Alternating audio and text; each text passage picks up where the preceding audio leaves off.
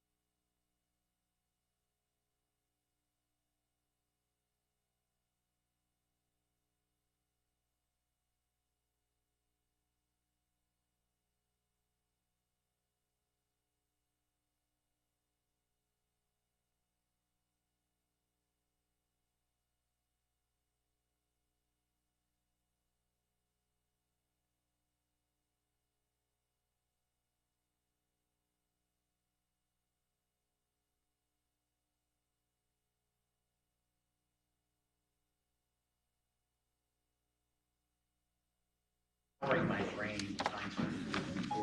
Capron, Here. Brecken. Here. Moore. Here. Scott. Here. Waters. Here. Can we stand for a moment of silent prayer followed by the Pledge of Allegiance, please? Amen. I pledge allegiance To the flag of the United States of America and to the republic for which it stands, one nation, under God, indivisible, with liberty and justice for all.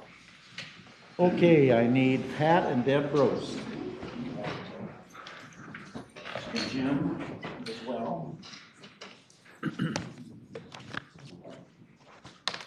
How are you today? Good, thank you. Congratulations. Thank you. We have a commendation that reads, whereas you are to be commended for taking the time, the initiative, and the effort to create a beautiful yard that contributes greatly to your neighborhood and to the city of Sioux City. And whereas you should be proud of the work you've done and the beauty you have created, and whereas we thank you for allowing other citizens to enjoy your beautiful yard and for teaching by example the merits of beautification in the community. Now therefore, I, Robert E. Scott, Mayor of the City of Sioux City, Iowa, on behalf of the City Council, do hereby commend Pat and Deb Roast of 2215 Jackson Street for exhibiting pride and ownership and being named the recipient of the City of Sioux City's Yard of the Month Award. I'd like to give this to you, say thank you. I drive by your house about every day. It looks very nice. Well, thank you. Now Jim would like to present it.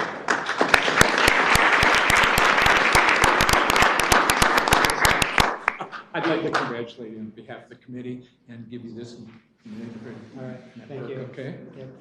It's a hobby my wife and I thoroughly enjoy, so it's nice to be recognized for the work we put into it. I'd like to thank you. You're welcome, thank you. This is our 10th year. It's going good. So if you know of any yards, please submit them. It's a lot of fun. And I do know of one that needs some help, and would you be willing to come over my house?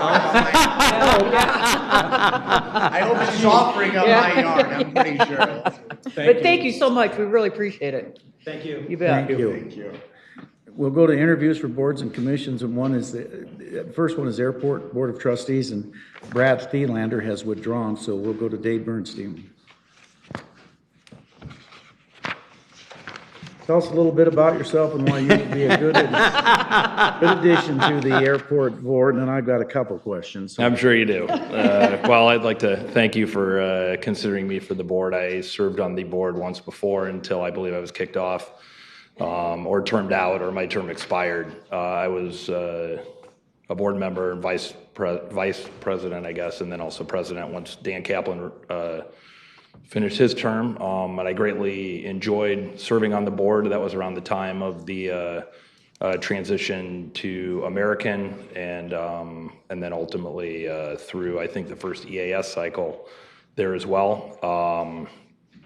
And prior to that, I think right when I got on the board, I helped reinforce the power of our awesome brand of SUX by making T-shirts and then having that whole thing become a good funding source for the concession stand at the concession operation at the airport.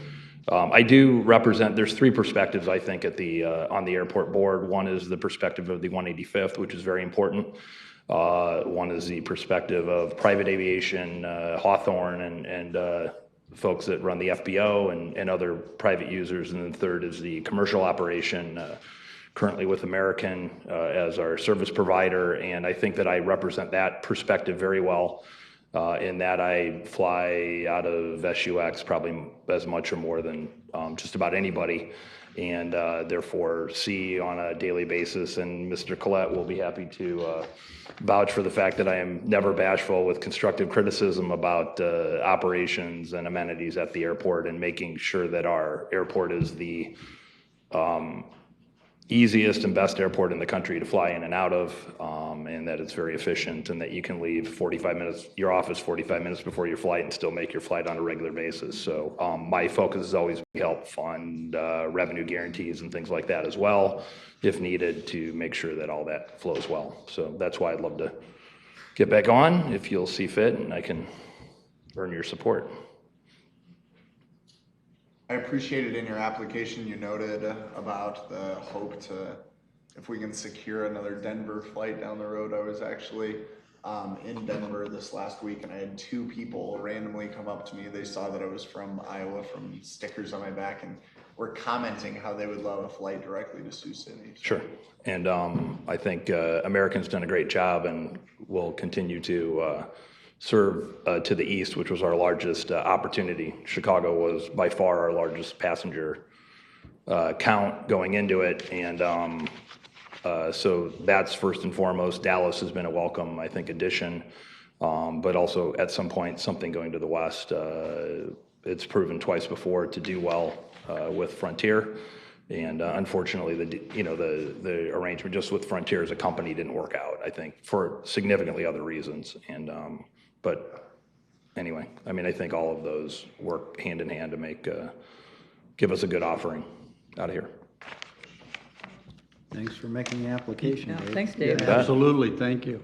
Thought you had a couple questions, Curious Mayor. as you put in your application that you assume a lot of council members enjoy working with you. I was just curious who that. That was my attempt at sarcasm. I know that not to be the case, but Well, I for Number one two, do am, you think Dave. putting Hey, Dennis- I'll admit it. You think putting Dennis Gann as a reference helps your cause?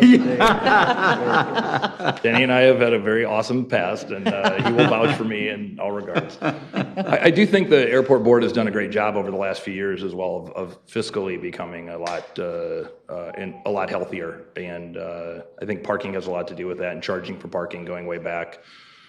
Maybe that was your first mayorship, I'm not sure, but and continuing to look at the revenue streams and how you manage those to continue to build that amenity is important. So I'd look to build on that as well, because they've done a really good job over the last couple of years. So. Well, you know that the airport is a very important part of Sioux City because we need to get more people coming and going. So we keep up the good work. Thanks. If he buys a couple more houses in other cities, he'll fly even Saw that more. coming. Well, that's what I'm saying, you know, hey. Thank you very much. Thanks for bringing that up. Widespread Thanks, Dave. Pays to real estate travel. portfolio. We appreciate it very much. Events and Tourism Advisory Board, Mr. Bruce Miller. Tough act to follow, but, you Can know, I- you can do it. You're up for it, I can tell. Can I tell you, I am the biggest supporter of the airport because I buy those baggage tags all the time that say sucks on them, and everybody wants the baggage tags, and so I end up giving them away to people. So I must tell you that I'm supporting your cause. This is the new reconstituted, I believe, Events, Facilities and Tourism Board, and probably that isn't the name of it, I'm assuming. Maybe you're having a different name change. It isn't? Events, Facility and Tourism Board. Well, then I think I'm ultimately qualified for this because I've been on so long. I must tell you, I know a lot of those areas because they deal with what we do in my work at the Journal.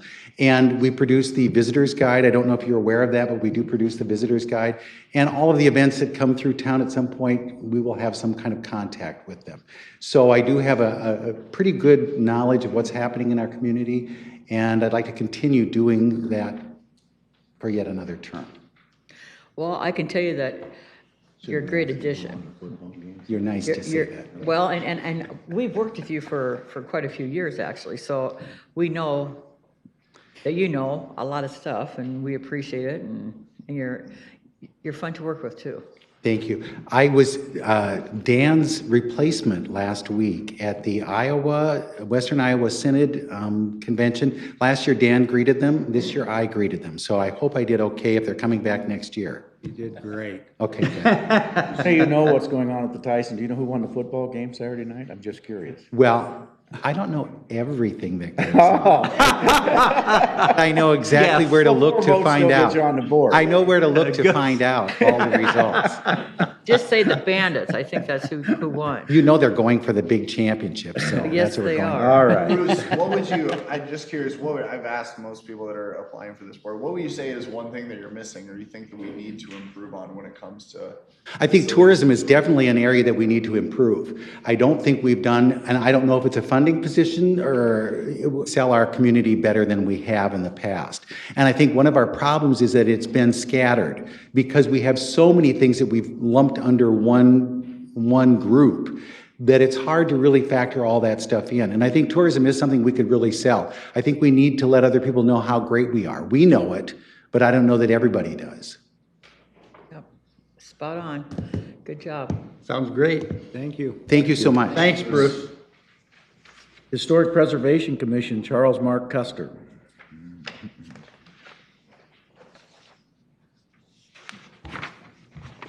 Afternoon. How are you? Afternoon. I'm well. This would be my third term on the commission, so I have a little experience with what the commission does. You will need to waiver me if you choose to keep me on. Probably my biggest role has to do with research.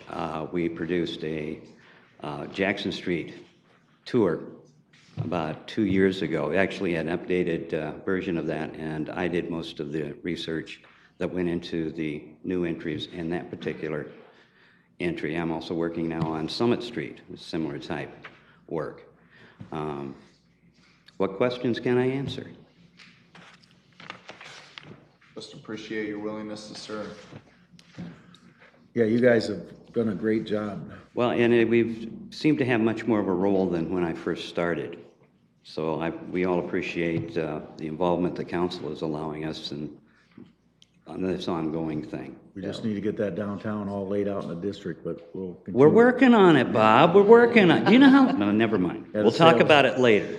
So just a quick question, once, even though they said 2 terms, once they sit out a term, we don't have to waive anything, it's okay? Okay. No, you would have to waive the. We would have to waive On the him, we rule? would, yes. But if they sit out 1 year, you don't have to. He hasn't. He has. Yeah. I haven't. Esther has not. That's, yeah. Well, that's fine. His term Yeah, that's- expires June 30th. Yeah, that's okay. Oh. Okay, Oh, We'll be got fine. it. We're good. Thank you. Thank you. Yep. Dennis Hill. Good afternoon. I'm Dennis Hill, and I've served on the Lamar's Historic Preservation Board for a number of years. I had fun there. My history begins in Sioux City. I was an engineer at KMEG, and we used to have a noon show there that would talk about the Sioux City history, and a number of books were written by a number of people that were on that program. And I've been deeply intrigued with the Sioux City history, and I believe very strongly that we need to preserve some of that past for future generations. So that's kind of why I'm here. I got involved with the Sioux City Historic Preservation Commission after I moved back to Sioux City 3 years ago, been in Lamar's, like I said, and I wanted to get involved again. And I feel it's an important move for me. It's something that I always wanted to do, and it is an excellent opportunity here to get involved in the history of Sioux City, study it, and save it. Any questions? You sound like someone perfect for the job. No doubt. Yeah. Thank you. Thank you. Good. Thank you, appreciate it. Next is the Planning and Zoning Commission Board Adjustment, Jason Geary.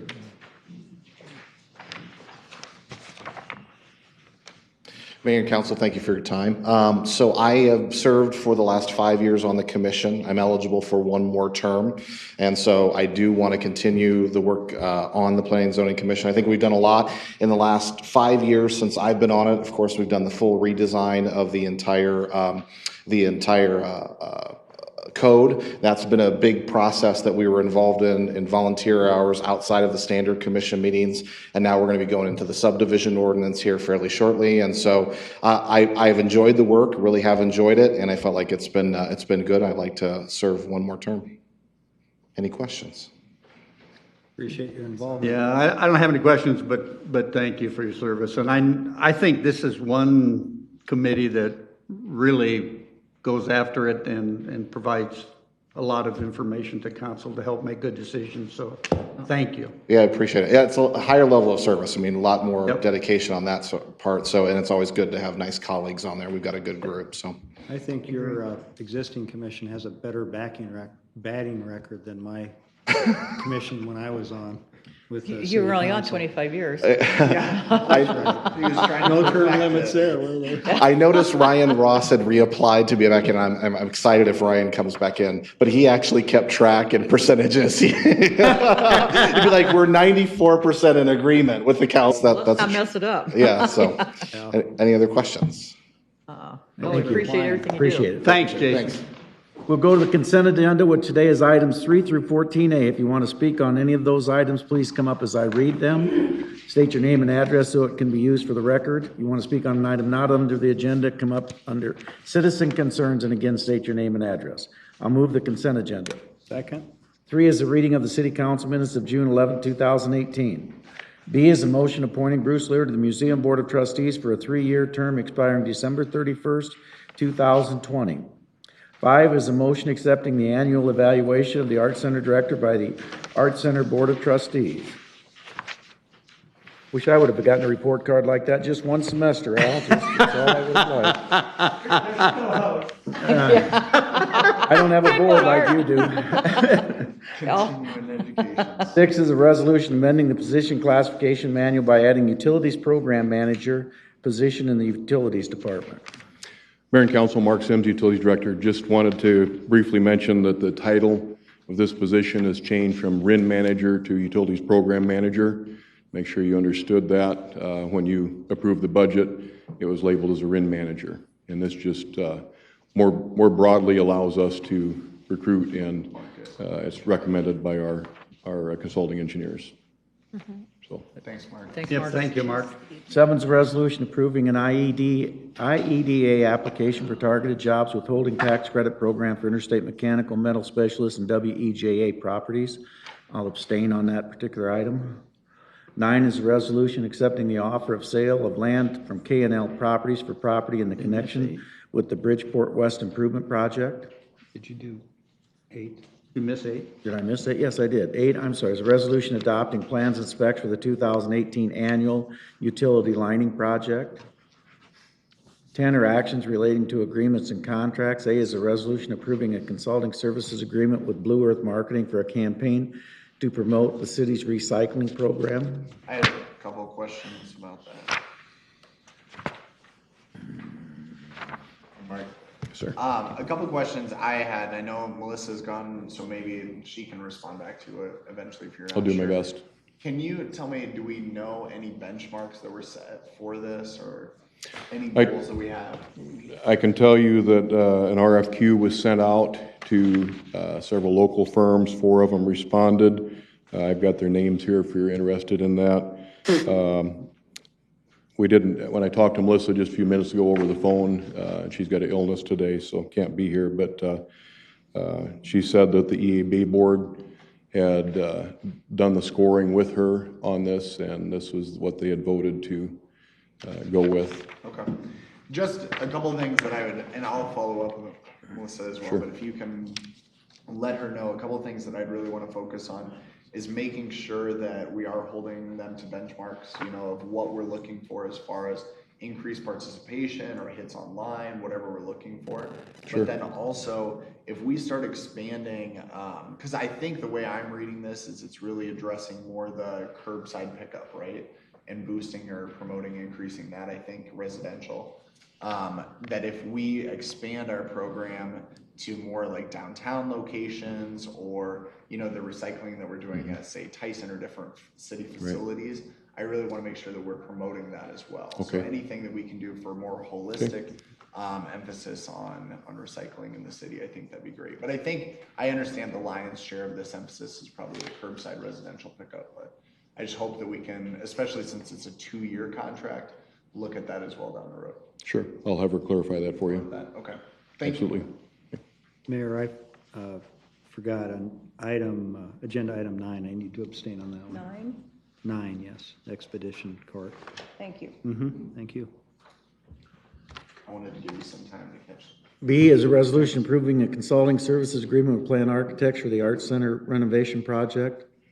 C is a resolution awarding a 5-year agreement to RS&H to provide architectural, engineering, and planning services at Sioux Gateway Airport. And Mike, you knew I would ask this question. Why don't we just sign a lifetime contract? Because we're gonna give this work to these guys no matter what anybody else comes along. Mike Collette, Assistant City Manager. Your memo did not go in, and I should have called you, but you know, I get upset when it's year after year after year after year, and we don't say why. At the airport, going through this. So there was a committee that reviewed the proposals. But that committee is made up of people that have worked with these people time and time and time again. You don't put anybody new on there that to look and say, I'm sorry, but we're stuck with these guys, and it could be in the audience. I don't care. I have nothing against them. They do great work. But the process has always been that we pick them because we pick the same people to be on the committee, other than you. I don't think everybody on the committee was the same. You know, one of the deciding factors also in this case was that we have a large runway replacement project. RSNH was going to oversee that for the next 3 years. I asked that question a year and a half ago. Is that going to be a problem? And the answer was no, that anybody could pick that project up. And I did, and I'll go back to my emails that I sent to you. Okay, FAA has always said that they would oversee that because they designed that. Yeah, then again, give them a contract that never ends, because that's what they have here. Because I get tired of the DOT and the FAA telling us we can go pick whoever we want to. I'm tired of this money going to Wisconsin rather than staying in Iowa. So we give that, they tell us what we can do, but then they veto it, basically. Well, that's not right. Sorry, but I want to be registered as a no on this just because of the whole process. It bothers me that I'm voting yes on a contract that I know is set up before we even take, I mean, we ask people to make proposals that we know we're not going to accept, and that costs money. Okay, I think it was went into very independently from my standpoint, at the forefront. Okay. This is one that's been. Forever. They've had it. I think they had it when I was here in '86. For 10 years? They had it 10 years, yes. Started in '08. And then renewed in 13. But you did a request for qualifications, didn't you? We did. And then had the committee make the selection. We did. We received 4 proposals for engineering and 3 proposals for the planning. We're required to have those separate proposals by FAA. But their office is in Wisconsin, isn't it? Minnesota. Oh, I missed it by a state. Yep. That's Were correct. they the low bid? It's a No, request that's for qualifications. not even in here. There's no such thing as a low bid on this. Right. They put their price after they're awarded. This is like the point, you use the point system.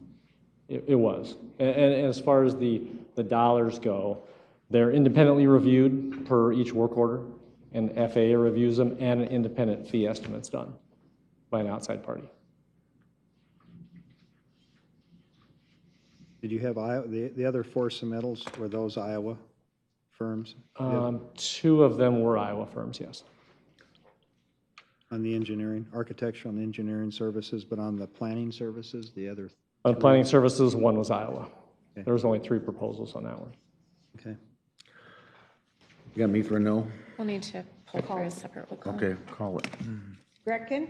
Aye. Moore? Aye. Scott? No. Waters? Aye. Caper? Aye.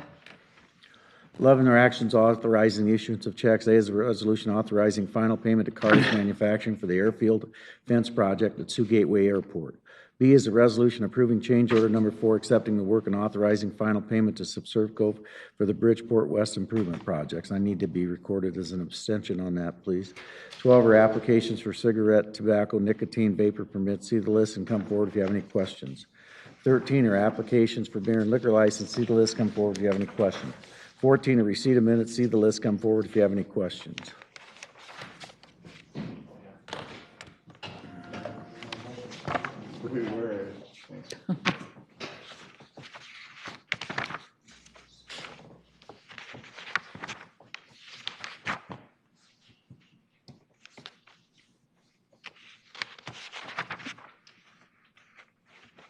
Passes 5-0. 15 is a hearing and ordinance vacating the alley at 19th Street, Nebraska, 20th and Jackson Streets. Petitioner is the Sioux City Community School District. P&Z recommends approval. First consideration passed June 4th, 2018. Second consideration passed June 11th, 2018. Need a motion? I'll make a motion. Second. I'll abstain.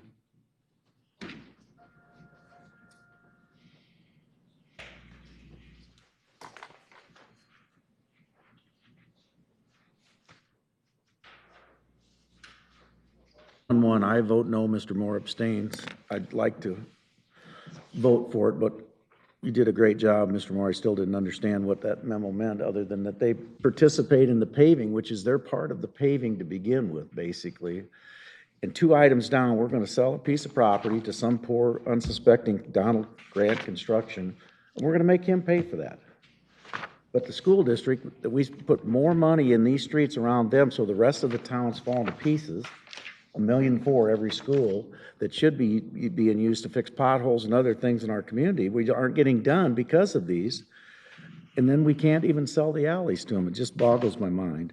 16 is a hearing and resolution approving plans and specs for the Rose Hill Alley Inlet Sidewalk and Curb Ramp Improvement Project. I'll move it. Second.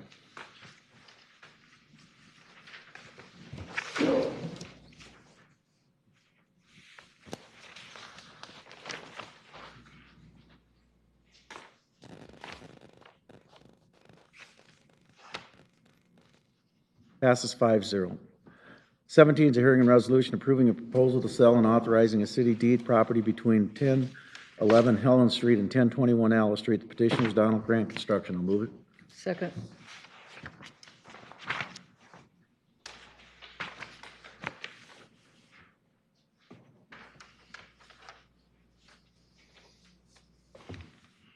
Passes 5-0.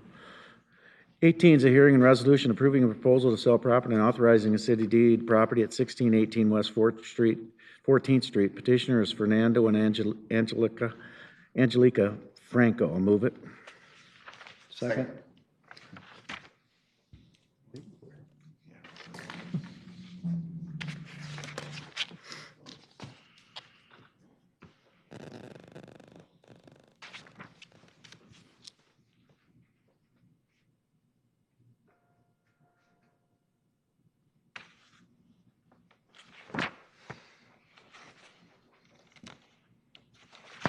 Mayor, did you vote? I voted.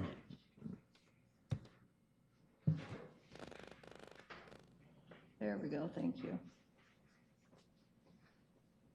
Passes 5-0. 19 is a hearing and resolution approving a proposal to sell property and authorizing a city deed property at 1620 West 14th Street. Petitioner is Eduardo and Candy Sanchez. I'll move it. Second.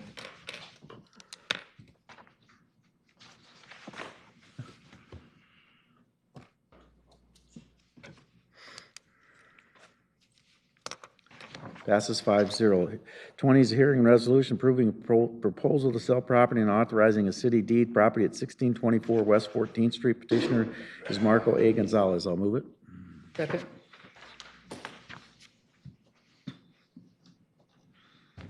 Oh, there.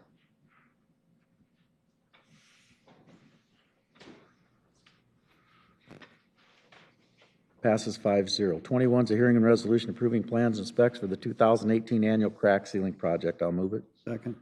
I have a question on this. We've done this now. This will be the second year, I believe, right? Do we have any kind of measurement to see? I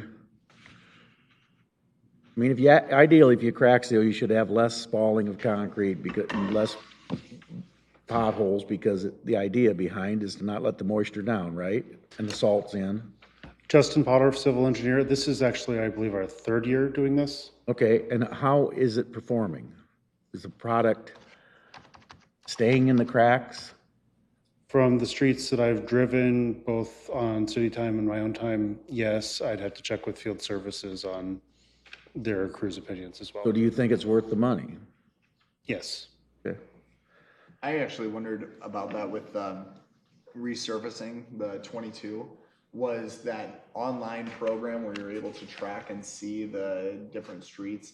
Who was the company that did that out of? Wasn't it out of Des Moines or Iowa? Do you remember, Dave? We talked about that online program to look at where the streets were graded. They drove the streets for free and marked all of them of what level they were. Do you remember? The DOT has that, keeps the pavement management index, the PMI. Yeah. And you're able to go online and see what grade the street is and where it's at. Do we go off of that at all for this research? It's included in the ideas that or the items that we look at, including our field services guys and their issues. Okay, so take some of that into consideration. Yep.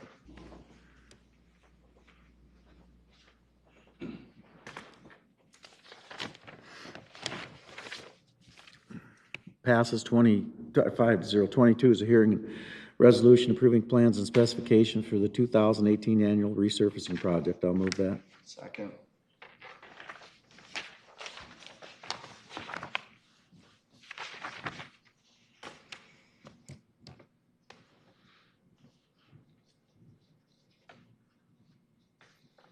Passes 5-0.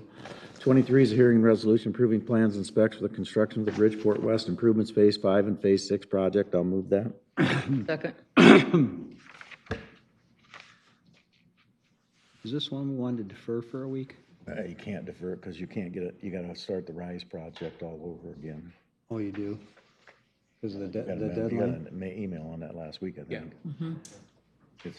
It's not, it starts everything all over.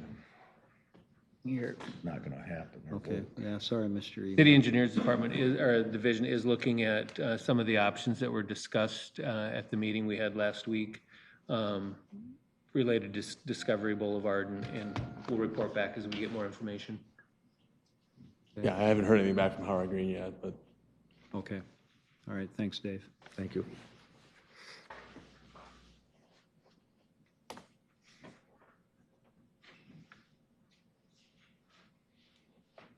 Passes 5-0. 24, it's an ordinance amending the Sioux City Main Street Self-Supported Municipal Improvement District, providing the revised district, continued establishment of a revised operations fund and the levying of the annual taxes. First consideration passed June 11, 2018. I'll move second reading. Second.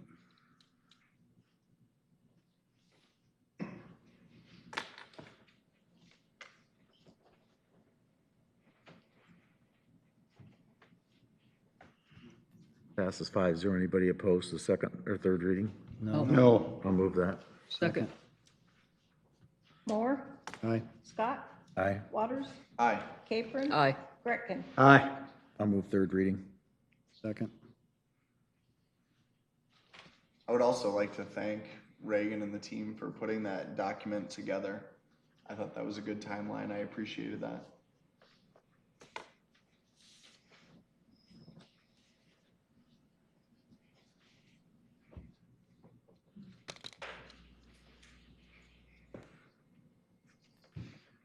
Passes 5-0. 25 is an ordinance amending the municipal code entitled Waterworks to make revisions regarding the current organization of the city and modifying the process to obtain a private well permit. I'll move that.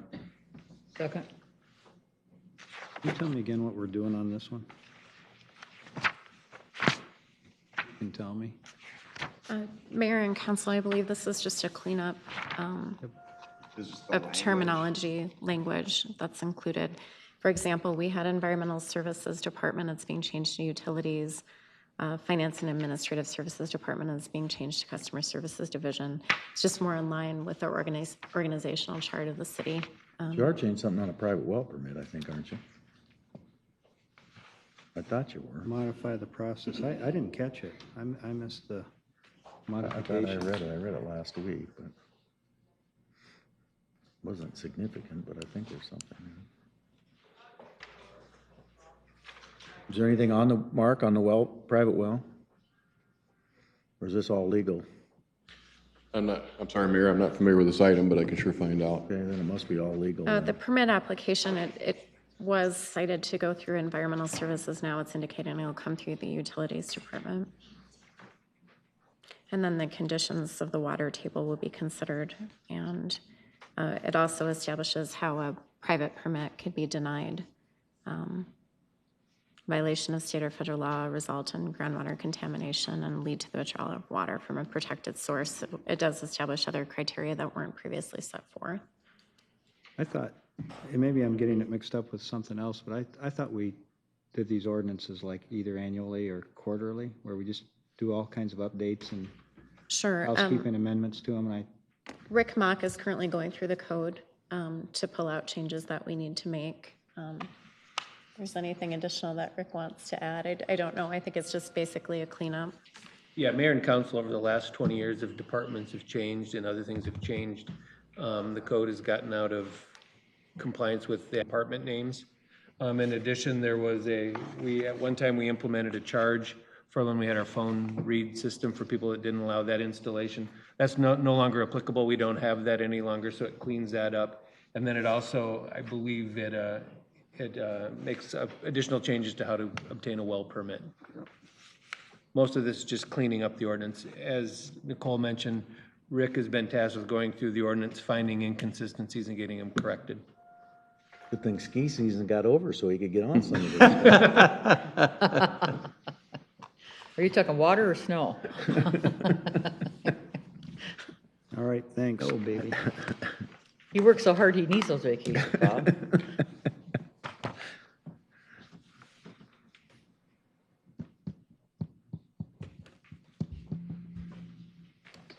Who you need? Nobody now. Okay. Passes 5-0. Is anybody opposed to waiving the statutory rule? No. I'll move it. Second. Scott? Aye. Waters? Aye. Capron? Aye. Greckin? Aye. Moore? Aye. Second, third. Second.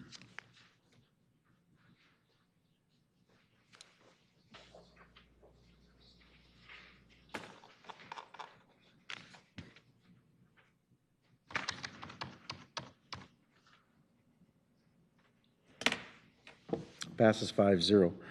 26, resolution approving a development, lease management, and fiscal management services agreement with the Siouxland Expo Center for the lease of the land in the combined Floyd River Urban Renewal Area property at 700 block of South Lafayette Street. I'll move that. Second. I do have a question. Are we ready to do this? I mean, do we have enough money raised and everything's ready to go forward?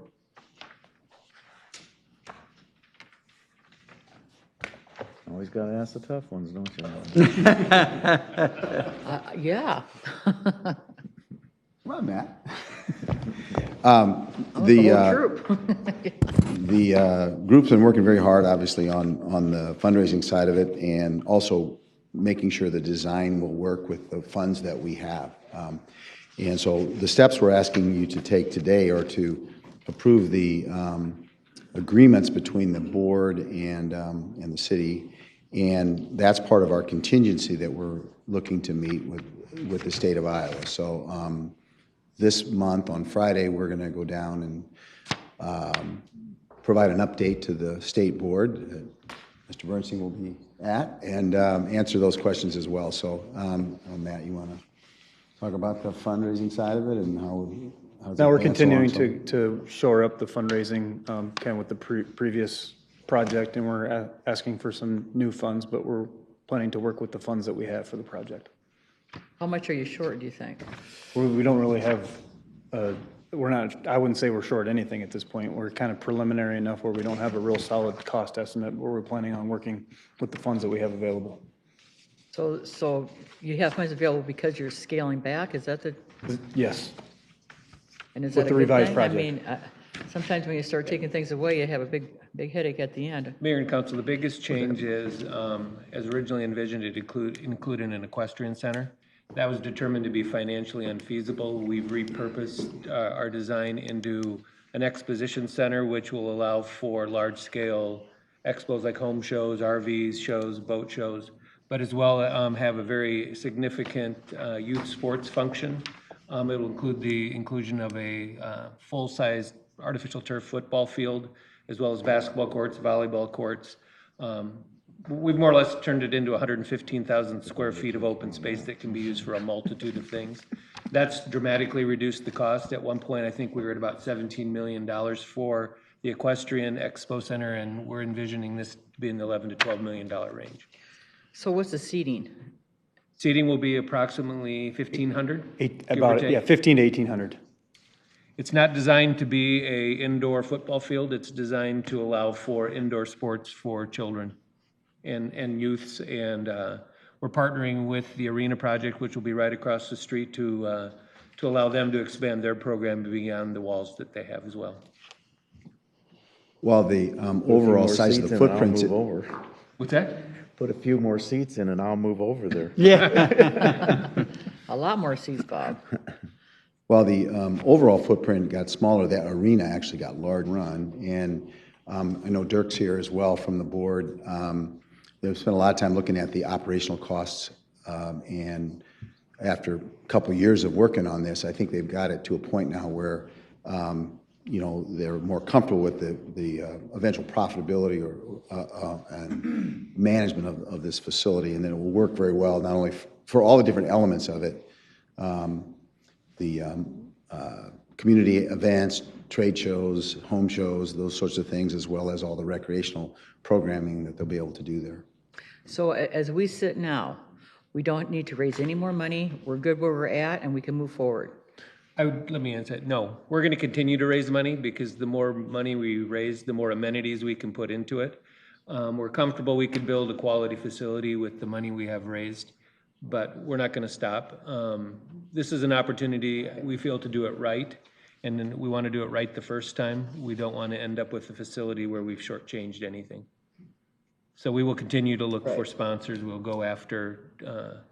But it's just for add-ons. It's, I mean, basically, we have the money to build the. We don't have the cost estimate yet. We've charged the architect with an $11 to $12 million building, and we're comfortable that he's come back with that, but we don't know that for sure yet. Okay. Well, and I appreciate your sentiments there, Bob, because one thing that I really am concerned about is I want to make sure that we're raising the funds necessary. I understand there are a lot of other considerations, but I also think aesthetically, I think that we have an opportunity here, especially when you look to the property to the north. I think the Arini people are going to be putting a lot of emphasis on that and just going to be a beautiful statement piece as you're driving north on the interstate. And that's something that's going to be really important to me when we look at partnering with the city building basically to the south of that, is I want to make sure that there is some continuity to that, or, you know, when you're driving by, it's not this beautiful facility sitting next to a Morton building. You know, I mean, nothing against Morton buildings. I should probably go on the record for that. But just saying that, you know what I mean? I want to make sure that it's a quality, cohesive project. Councilman Waters, we'll be able to show you renderings fairly shortly, and I think you'll be impressed with what you see. It's all designed to create what we're calling the Siouxland Sports and Expo District. It's not going to be just an amalgam of mixed match buildings. We want it to all coordinate together and be a campus feel. Create a campus environment. That's correct. I just want to make sure, when we're thinking about fundraising, that's a part of it as well. So the Siouxland Expo Center people are completely on board with this proposal? Yes, they approved the agreements today at noon, or 12:30. The board met today for the Mr. Laurie? final review of the agreements. Keep looking at me like. Well, I'm kind of looking, well, I know you've worked real hard on this. That's a compliment. Come on up and state your name and address and tell everybody how Dirk pleased Laurie, you are. I'm 65 years old. 417 Lakeshore Drive, McCook Lake, South Dakota. I'm the honor of being the president of the Siouxland Expo Center. We had a meeting this afternoon, which went really well, and we went through all 4 agreements between the SEC and the city. So, but the fundraising is really a concern right now. I think this thing has evolved over many years, and the design right now is simple enough and economical enough to where I think we can cash flow it. We had a problem maybe 3 months ago when we actually looked at the cash flow. We had raised $17 million for a $17 million facility, but somebody forgot to take into account that the interest was about $4 million. So the cash flow wasn't there in order to make a facility like that. And for that reason, we had to cut back to a facility that we could afford and that would be economical to operate. And that's when we switched from being an equestrian / recreation center to entirely an expo center and a recreational center. I feel confident that an $11 million, basically simple, big, open building will be economical to run and very flexible to where we can have a multitude of different types of events. We'll be able to cash flow it very well. We aren't going to be burdened with a huge, expensive facility that is expensive to operate and to maintain. I think this is a good start, of a facility that could actually expand into other things later. And Matt especially has been very helpful, well, all of us actually, in terms of fundraising, keeping the funds. And we really feel confident we can raise another $2 million to make up that difference. So, right now we have about $15 million raised, but understand a lot of that is pledged over 10 years. And so today's value of that 15 million is probably closer to 13 or $12 million. Am I being vague enough? No, I appreciate your comments and your input on it, because it has evolved. It has evolved, and I think in a good way. The last 3 to 5 years, has it been? Oh, if you want to go back, it's been 10 years since they wanted to put a thing out at Mobile. Correct. So, yeah. Yeah.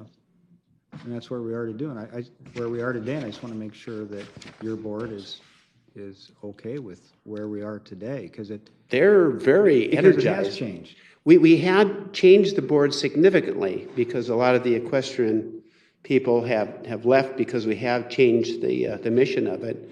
And we put on a lot of new board members. Rhonda Capron from the YMCA, the new CEO, is on board. Jim Braunschweig from Morningside College. And we even have Dustin Cooper, which is a terrific addition because he's going to be operating the arena. And so now there's a good coordination between the arena and the expo center. And we also had a young, these are all young, energetic, positive people. I say young because they're less than 50 years old.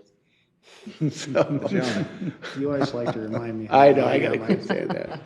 Thanks, Dan. So the expo center then will be managed by the city, correct? That's what's proposed? Staffed and managed by the city. Staffed and managed by the city. Okay. If you Thank approve you. the agreement. Very good, thank you. Thank you. Thank you.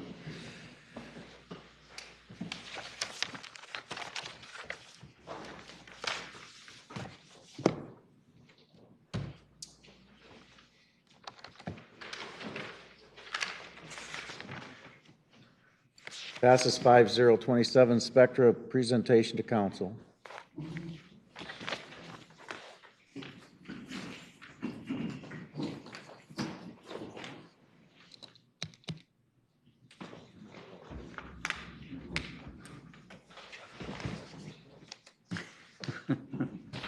Mayor, I think we're outnumbered.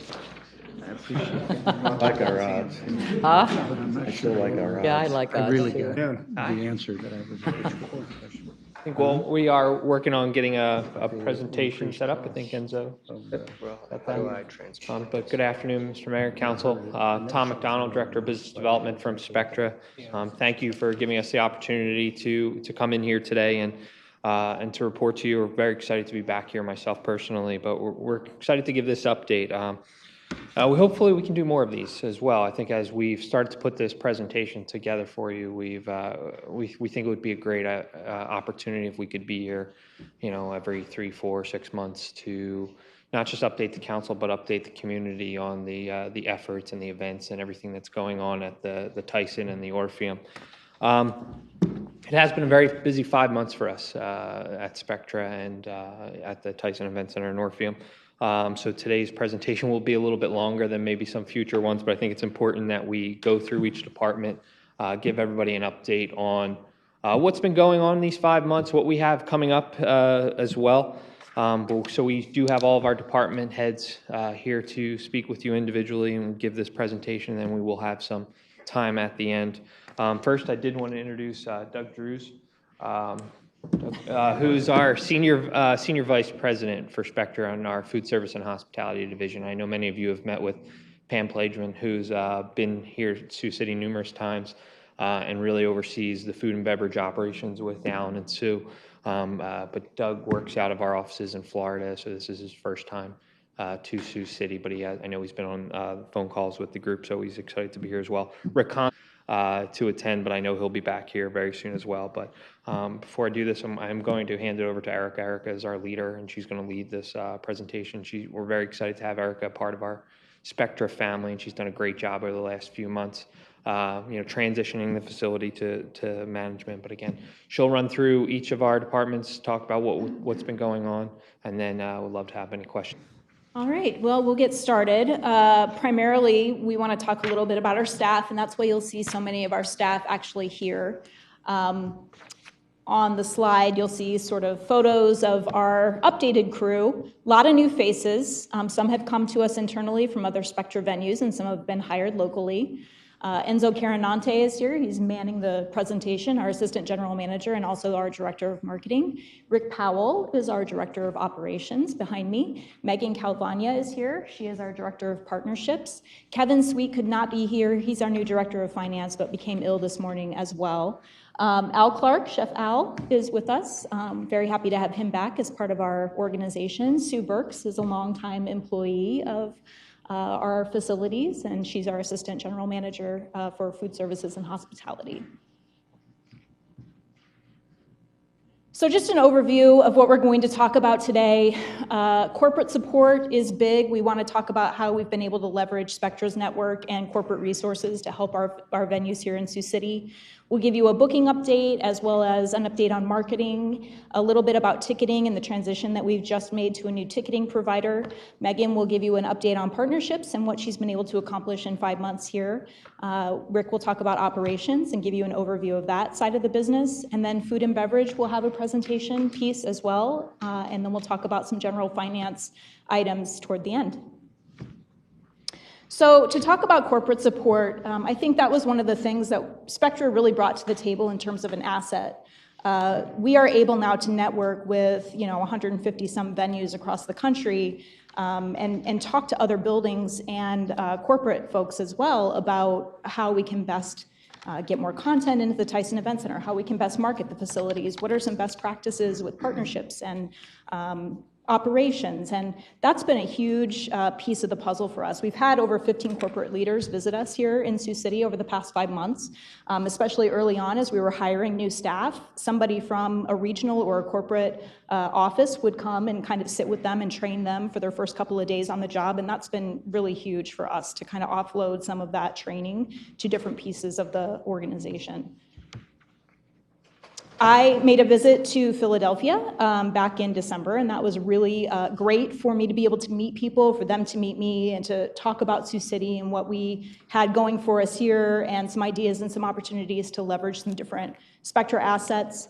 Staff training, we just rolled out our Great Experience program. The big piece of that is giving other staff members the opportunity to recognize staff members that are doing great things for our building and are providing great customer service. Enzo has some great experience cards here. Literally, whenever we have an event, we walk around and give these cards to people, and we usually choose one every month that we really, like kind of like a winner or an MVP of the month, and we give them like an award and a plaque and a prize, and it's really important for us to recognize our staff and reward them for doing great things with customer service. So these cards, if you're at one of our events, you can certainly fill one out and turn it into any one of us, and like I said, the staff so far has reacted really well to that whole program, and it just gives a better training program in place for customer service, which is obviously a huge piece of what we do. We are included in annual Spectra events, so there have been a couple of conferences, I think 3 a year at least, that members of our administrative team get to be a part of and learn best practices from other places and other venues. And we also have inclusion in the Spectra Leadership Institute with the GM program. Enzo is part of that, so that's been something too that's great to kind of train people how to move up the corporate ladder, so to speak, and it's providing great training for him just as an asset for us at our venue in Sioux City. So this is a little bit of a booking update that I'll talk through now. The biggest focus for us has just been continuing to strengthen those promoter relationships. We obviously had a lot of great relationships built up with promoters over the year, but over the past several years, but we're doing a lot of face-to-face visits right now. I've been to Madison, I've been to Kansas City, we're going to Nashville next week, so it's really important for us to keep Sioux City top of mind with these agents and these promoters so that they can continue to deliver great content to us. I am on a call every week, either a corporate booking call or a regional booking call, and so these are just times for all of us to come together to talk about all of the things that they're seeing in their other markets, routing opportunities, possibilities for Sioux City.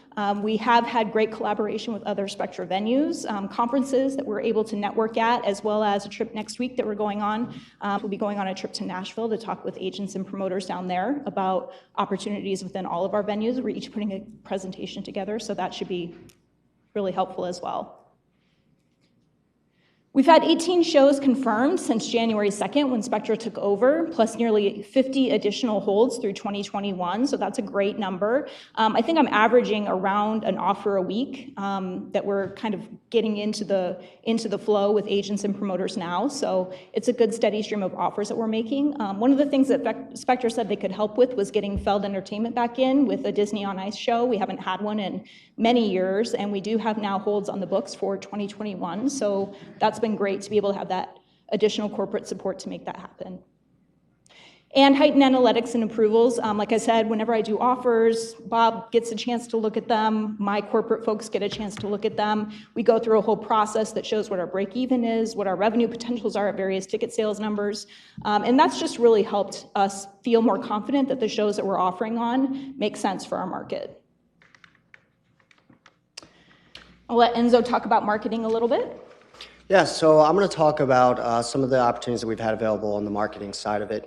As far as the templates and collateral, we've really been working with corporate to create a more unified template and create more unified collateral, real top-notch collateral that we can use not just to promote our events when they're in the facility, but how can we go out to our promoters and promote the facility as a whole. So we're utilizing photographers to come in to get seating configurations, to get photos during weddings and during our catering, to really showcase a lot of the new opportunities that we have available, to showcase the facility and really put the facility on the map when it comes to promoters and agents.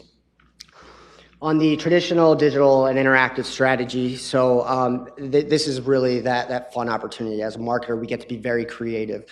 Since we've come in, we've been able to do analysis on all of our assets and all of our patrons and really understand that customer life cycle, really understand our website, implementing analytics that really help us track and understand when customers are coming into whether it's our website or whatnot. We understand what they're looking for and how we can focus the attention to make sure that that's the most important information that's standing out.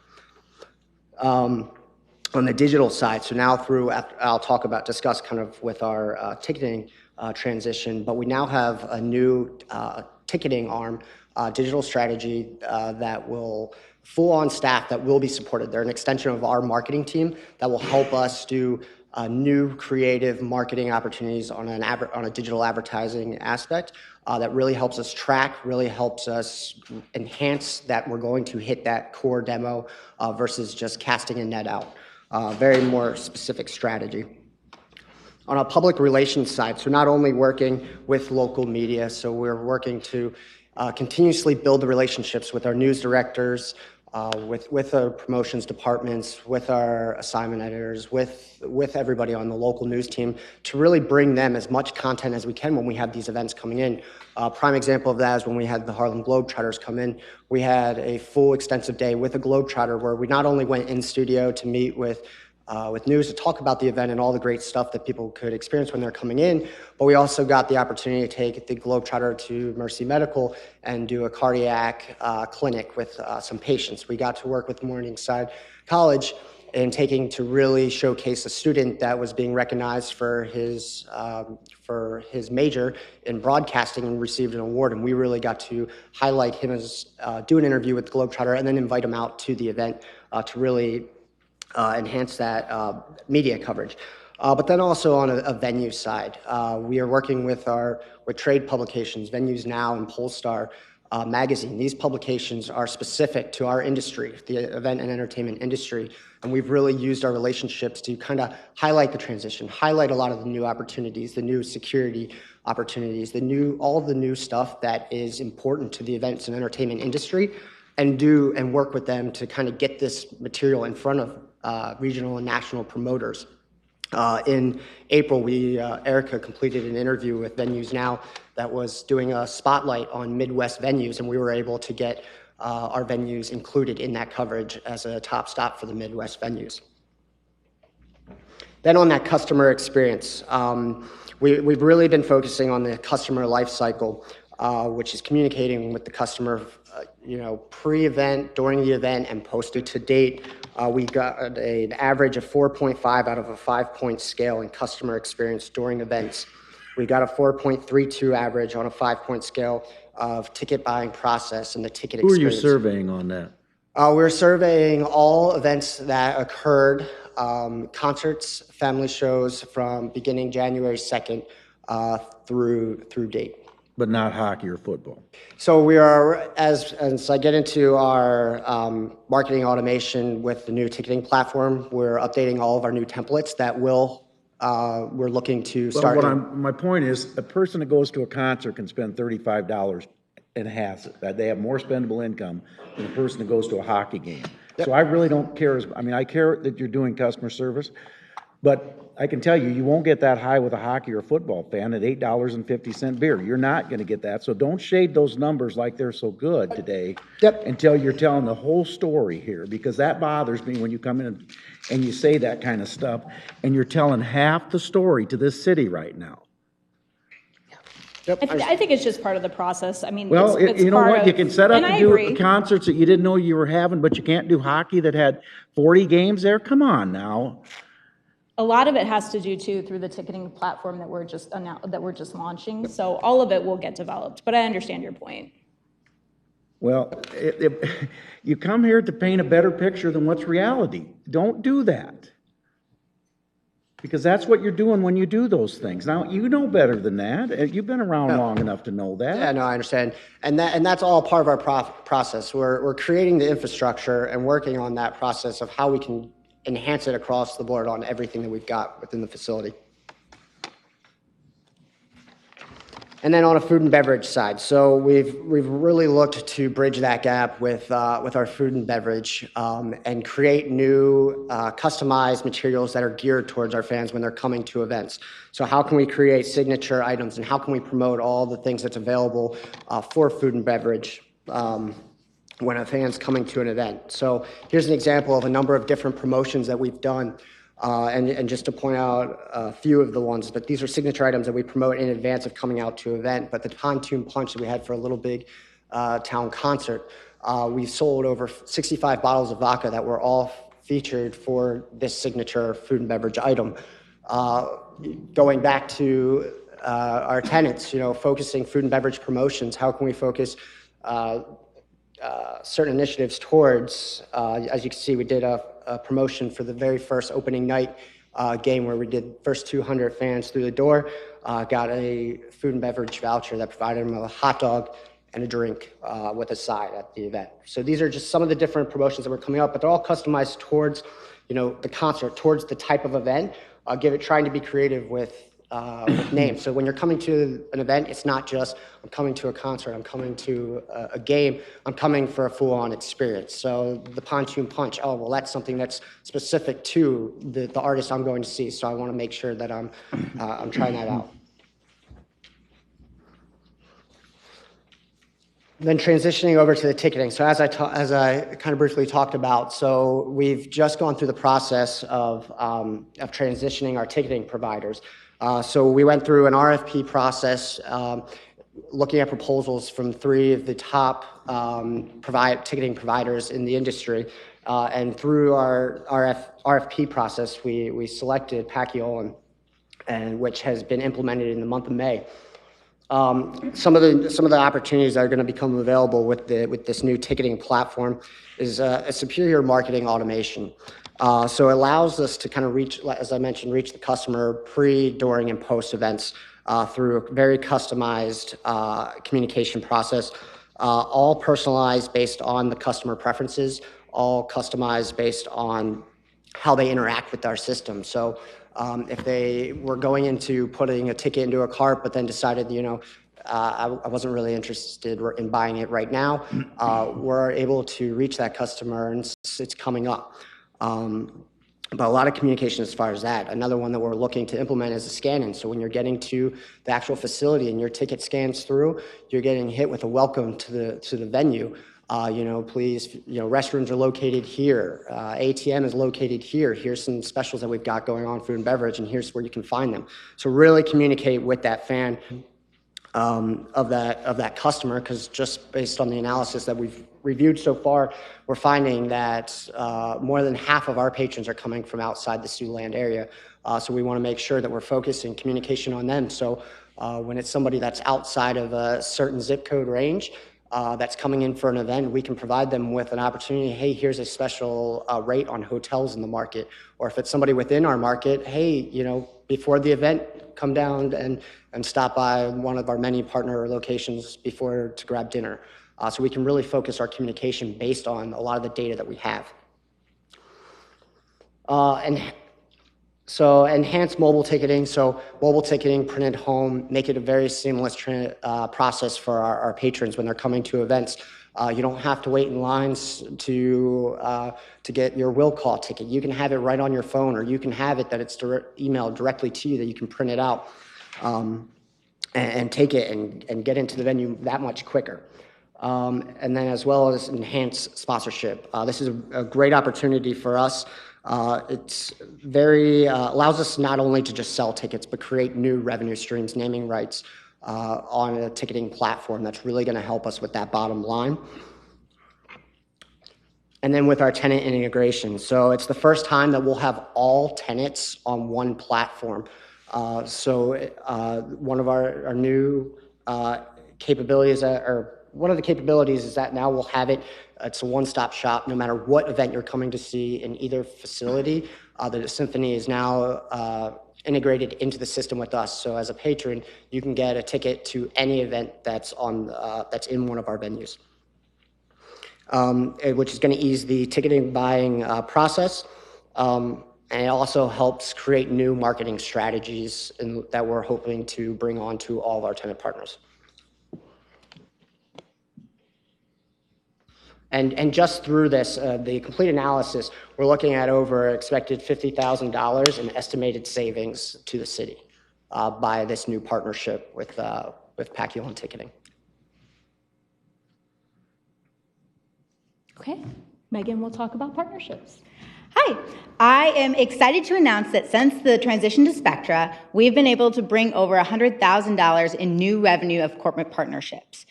These new corporate partnerships have helped us reach our total sales of over $800,000 for fiscal year 18.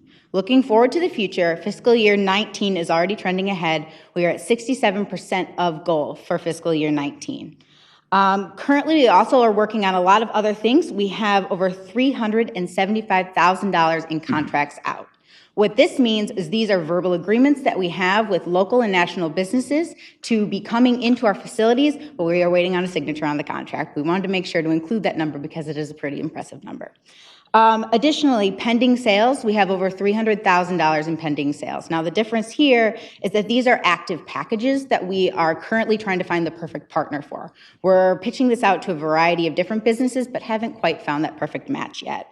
This includes the arena naming rights, advertising placement within our facility, and also looking for some local potential concession stands.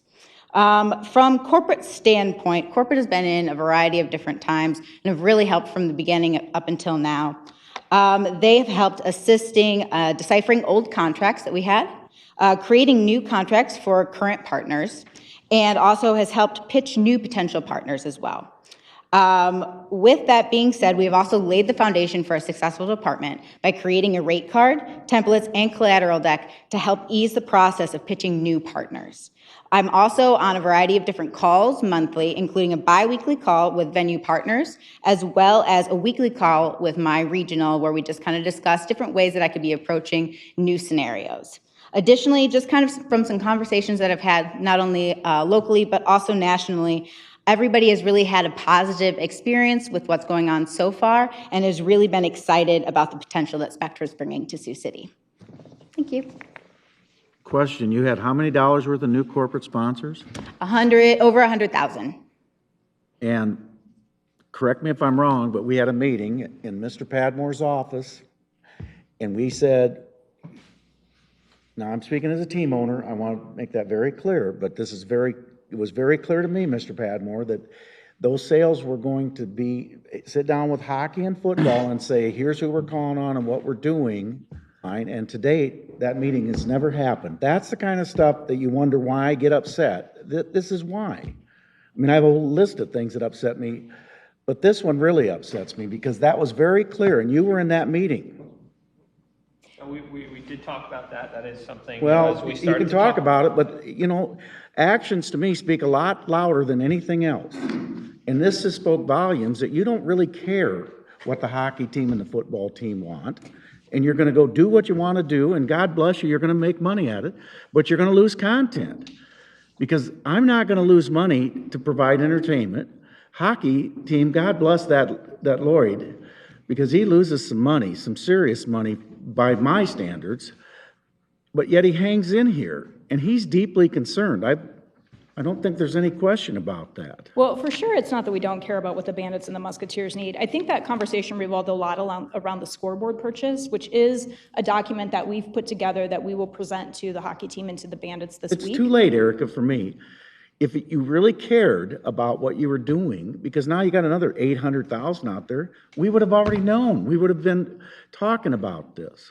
But go ahead. I just want to bring that up. I wasn't mistaken that I misunderstood, because I didn't misunderstand. It was very clear. In fact, Zaber called me this morning, said they're coming today. Ask them when our meeting is. Yeah, we are putting that proposal together, so that will be, I know Mr. Patmore's seen that, and we're doing some final around to our other venues, confirming that all of that would match other standard practices, and will be coming out to both the Bandits and the Musketeers. Okay.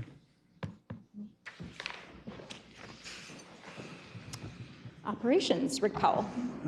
All right, so one of the big things with Spectra is, like everybody said, the corporate support. So my second week here, I had a guy come down. He was the director of facility audits. So he goes around to every single building that Spectra kind of manages, and we walked the entire building, up every floor, in every door, and we looked at everything that was there. And we weren't looking for things that were wrong. We were looking to see that we were doing the best practice, making sure everything was safe, making sure everything was running efficient. And one of the big things that came out of that, there was a lot of stuff in there that honestly we don't use anymore. So I had a meeting with Mike and Stan, and we went through, we were getting rid of 2,000 items that literally we just don't use anymore. We're giving it to Stan. It's going to get recycled. It's a lot of metal that's going to get recycled as well. But it's just cleaning everything up, making sure everything is more safe and more efficient working-wise. One of the big things we had was the uniforms. So we finally got our uniforms. We met with Tyson. We got the logo approved. So these are our new uniforms. The red here is security. Blue is going to be the ushers and ticket takers and box office. Gray is going to be operations. I'm going to interrupt you for a minute. I think the ushers in those, I think those shirts need to be bright. Which So one? The blue one. The blue one? Yeah, only because people are looking for ushers. So why blend in? I think Yeah, it no, should- so we were looking at that. What we wanted to do was one bright and one not so. So we wanted the security aspect to be the brightest color, just because if there's an emergency, you automatically think, hey, security, well, I'm gonna go to something red. Like, we just naturally assume that, that would be a security. So we didn't want too bright colors. We didn't want anything clashing. We're trying to make somewhat of a, Well, if you want to get a customer experience and they can't find somebody, that's going to be why. Yeah, I got you, and that's there will have the logos, and we are in the process of getting new name tags for everybody made with the correct logos, and then within the admin staff is going to be in black. A lot of what we've had is, we've had a lot of dark green, so none of that has really been all that bright either. I think that these will at least have the new logo. We're trying to make it look like Tyson's colors as well, so that's why some of these colors were chosen, to kind of make a more cohesive look in the building. But we've had some that have not been very bright either in the past. We've had a lot of dark green in that building, so I think these will be brighter than.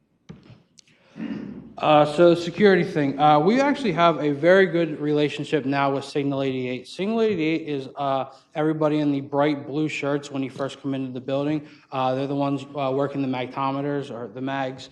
And we have a very good relationship, and they're actually providing training to us for free. They're training our staff as to how to make us more for certain tricks and tips of the trade that they know, because they've been doing this for a long time, and they're really helping us, like I said, for free with the training and things like that.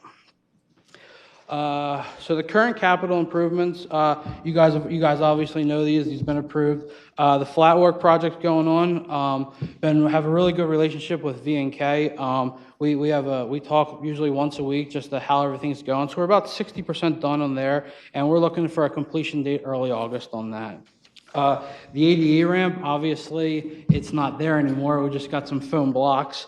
But we're starting to move forward a little bit, and we're hoping to be done that October 25th. That's our projected date right now. Obviously, with the weather, I think it's supposed to rain all week this week, so obviously that might change a little bit. And then the LED lighting, good news is we're finally getting moving on that. We're actually starting Wednesday. A lot of the cable trays have been delivered, so we're moving forward that way. For future capital plans, obviously the scoreboard was brought up. But the scope of work is complete for that. We've been working with Dan Rubino, our project manager for Spectra. In the last couple months, he's done 4 scoreboards almost exactly like this. He did one in the XL Center, the PPL Center, and then the Cross Arena. So he has a wealth of knowledge on these scoreboards. So moving forward with that, he helped me make the scope of work, and it's with legal right now. Also, the fountain, we met with an architect and an engineer about the fountain, looking at different ways we can kind of enhance that. So we're in the project phase right now of designing it. Just a couple of different options we're looking at. If we want X, Y, or Z, they're putting together a design right now for us to look at. All right. Okay. Thanks. And now we will talk about food and beverage, if Chef Al would like to come up. Mayor, council. Food and beverage. To start off with, I'd like to bring up, since I've been here in January, we're in need of some important equipment pieces in our kitchen to get us up and going in our new facility at the Tyson. We put in some new ovens, we put in some new steamers, we did some different things like that, so we're able to do off-site caterings at our Orpheum Theater, weddings, rehearsals, stuff like that. That's been a nice investment. We also are looking at, we've totally upgraded our catering ware. We now have a whole new line of nice tables, platters, tabletop ware, our china, glassware, all them kinds of needs. So we're better able to look at our upcoming future aspects of our offsite caterings. Also, we've invested in some new uniforms for our catering department. This is kind of how they look now. It's a much better look. It's a modern look. Everything looks more sleek and much better from a customer's perspective. Overall, the food and beverage area has been doing a lot of different things there. We're upgrading and rebranding our concession level. We're working on those kinds of things. We're taking a look at some of that now that it's slowing down over there at the Tyson. We're working with local partners and actively having some conversations with some of the local folks so we can start looking at pulling in some of the local as much as we can into our concession area. We've identified 4 to 6 stands that we're going to rebrand, like I just said. We're looking at some portable concepts. We're thinking about doing something like a grilled cheese factory, we're going to call it, where we're going to do fresh grilled cheese and maybe like soup, maybe like a combination of something like that on the concession level. So looking forward, we're doing a lot of new and exciting things behind the scenes that a lot of people don't see. The new look, the new catering equipment, the new catering wares. We've invested, I think, up to now. $160,000 in capital investment improvements, which has really been good for us. So it allows us to set a nice platform for the Orpheum Theater. We do a lot of weddings over there. We do a lot of functions over there as well. We do backstage catering. We're better able now to enhance what we do over there as far as some of our looks and layouts for some of the concerts that come in at the Orpheum. The airport. Sioux City Airport. We're doing some things out there. We're giving that a new look, a new paint job, a new name. We're actually looking at some new menu items. We do menus. Spectra has a new catering menu, wedding menu. We're up and going with that, and we're having a lot of success there. We booked a few weddings for this fall. It's been a little slower process, but moving forward, as we get everything into place, things are starting to come together. So we're feeling pretty good about where we're at and where we're heading. How many new bars are you going to have? Currently, right now, as far as new bars, it's something we've discussed, but we haven't pulled the trigger on yet. Yeah, there are two opportunities that are out there. The one that you see right here, the Bud Light bar, this is, as most of you know, it's been in the works for quite some time. It was something that Centerplate Corporate was working on with Anheuser-Busch. And of course, when Centerplate went away, then we started the conversations over again with Spectra Food Services. So that actually is a rendering of what that space will look like. There's another opportunity that's on the table with Glazers for a different side, for the other side of the bar, or the other side of the concourse, for another bar as well. These are enhanced opportunities for people to come, enjoy the games, enjoy the shows. They can use this as a gathering spot to meet family, friends, people that are coming to the show with them, and we really think that this will be a huge enhancement for guest experience at the venue. What's the timeline? We hope to have something in place with Anheuser-Busch within the next, hopefully by Musketeer season, so we're looking at fall. So, Of it opening or planning or what? No, we're in the planning stages right now, so we're hoping sometime during the Musketeer season, fall, early winter, that we'll have something. so are you gonna open up earlier? I mean, you only open up before a venue an hour earlier. Yeah. So what's the, I mean, I'm not opposed to this, I guess I just don't know. You spend a lot of money and take a lot of things away from local vendors and that. So what's the trade-off? Are you gonna open up earlier? I mean, if you're gonna have a true bar concept, then why would you limit people coming into an hour early? Yeah, and that's something we can definitely look into. And there will be an option for people to, the other side, where we're also talking about a bar opportunity, would be a two-sided bar. So it would be an opportunity for people to actually sit there and watch the game, because it would kind of overlook the Arena Bowl. So two different sorts of concepts there. I think too, these could be good during concerts and shows. Definitely a place to mingle during halftime or intermission and hockey in between periods. So just some good opportunities for enhanced customer experience when they come to the building. And it'll really give the whole building a new look, kind of a fresh look too, which I think is needed. One thing I would think about, just in looking at the rendering, and I'm just remembering it because I've used it before, but is the family restroom or that other restroom that's in that corner. Yeah. I don't know if it's gonna stay like a family restroom type thing. I don't know if that's cool in the bar or what. Yeah, we may need to look at rebranding it, or moving that family restroom someplace. I've utilized that. Yep. Is Bud Light one of your corporate sponsors? Well, they would really do something that's sponsorship related with us with this project. Obviously, we sell their product right now, but there's no sponsorship with them as of right now, no active sponsorship. Okay, so if they're gonna be on one side of the arena and you're gonna have Glazer on the other side, they're gonna be corporate sponsors, I can't imagine not. They are. Theirs, I think it's 80,000. Yep. They're putting in $80,000. Oh, yeah. I thought you were talking about right now, but yeah, this project would be a corporate sponsorship.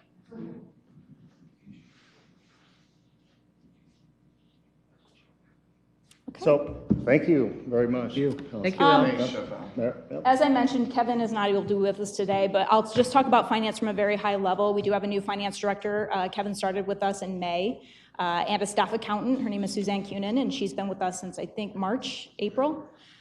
We have some new processes in place with Spectra Finance that are really good. We have a new event settlement checklist, which makes that process a lot more streamlined. New software and reporting systems that Kevin is fully trained on. We've had a lot of corporate support as far as the finance piece of it goes, because we have had some challenges with getting converted over.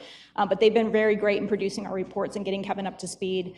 I do attend the weekly meetings with city staff that Bob has on Tuesday mornings, and then give a kind of an update to Jessica, who puts it into the full council update every week. I also do weekly reports for the Orpheum Board, and we have just talked about doing a monthly report that would be sent to council, that would be focused on everything that Spectra's accomplished for the past month. So even if we're not here reporting it in person, you'll at least have a summary of what's been going on with our buildings. Yeah, okay, that's right. We are also very involved in the community. Our folks don't want to we do provide the food service at Olson Stadium and Mercy Field at Lewis and Clark Park. Just a couple of weeks ago, we had a meeting with Hard Rock and are working hard on that partnership to try to get more content into the building during the winter when they're not doing their outdoor show series. So we're hopeful that will materialize some events. Saturday in the park, our staff does The beer ticket sales, merch sales, helps with backstage catering, so they're involved in that event as well. We've done some staff community projects. We did the citywide cleanup in April. We also did a food drive in conjunction with our training in February or March. And we also have done the Meet the Team event, which happened a couple of weeks ago that a lot of you attended. It was a great opportunity for us to showcase some of our food and beverage concepts and also meet community leaders, council members, for those of you that haven't met our staff. So that was a successful event as well. And that's it for us. So if you guys have any questions, we can certainly talk about those. I've got one. I think Enzo mentioned something about the analysis of customers, and you track and understand what customers are looking for. I'm curious, what if you didn't really articulate what our local customers are looking for? Yeah, absolutely. So now really it's understanding their habits. So it's understanding when they're going to the website, are they looking for just general show information, or are they focused on our seating charts page? So we have found that they want to know where they're sitting. So we're updating all of our templates. So for example, our seating chart, we're recreating it kind of from scratch using a lot of the formalities of the venue to showcase, okay, if I'm interested in this price level of a ticket, this is where I want to sit. And we're kind of showcasing you exactly where you would be based on your ticket process. We're also utilizing it to kind of understand where they're coming from so that we can focus a lot of our advertising dollars, our marketing efforts in the area that are drawing a lot of people. We want to make sure that if this is where our patrons are coming from, that we're focusing to make them aware of what is happening at the facility. And then from there is just kind of figuring out how we can utilize their behavior to better promote the facility and better promote our events that are coming in. Yeah, I understand the analysis of the computer or your website, but how would a citizen share their input or ask questions of Spectra if they're looking for a certain type of entertainment? Can they contact directly with you, or? Yeah, so the easiest way nowadays is social media. Social media is a really easy way to connect with us. So we've got the Tyson Event Center and the Orpheum Theater Facebook pages.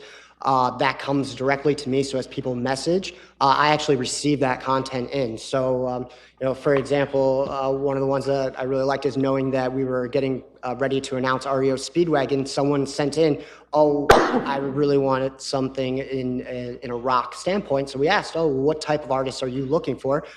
They gave us a real big list, and REO Speedwagon was on there. So I was excited to, as soon as we announced that, send them a direct message and say, hey, we just announced REO Speedwagon tickets go on sale on Friday. As far as patrons can always send us communication through that way. When you're on our website, we also have an email address that goes directly into our box office. So questions regarding that, anything ticketing related, can go right to our box office. And of course, you can always stop in the box office. You can always call the main line, and that's going to reach one of us. It's not an automated system. It's reaching directly to someone who can assist you. If it's something that comes across to me that might be box office related, but we're tying the box office into it so that way we can address it as quickly as possible. Terrific.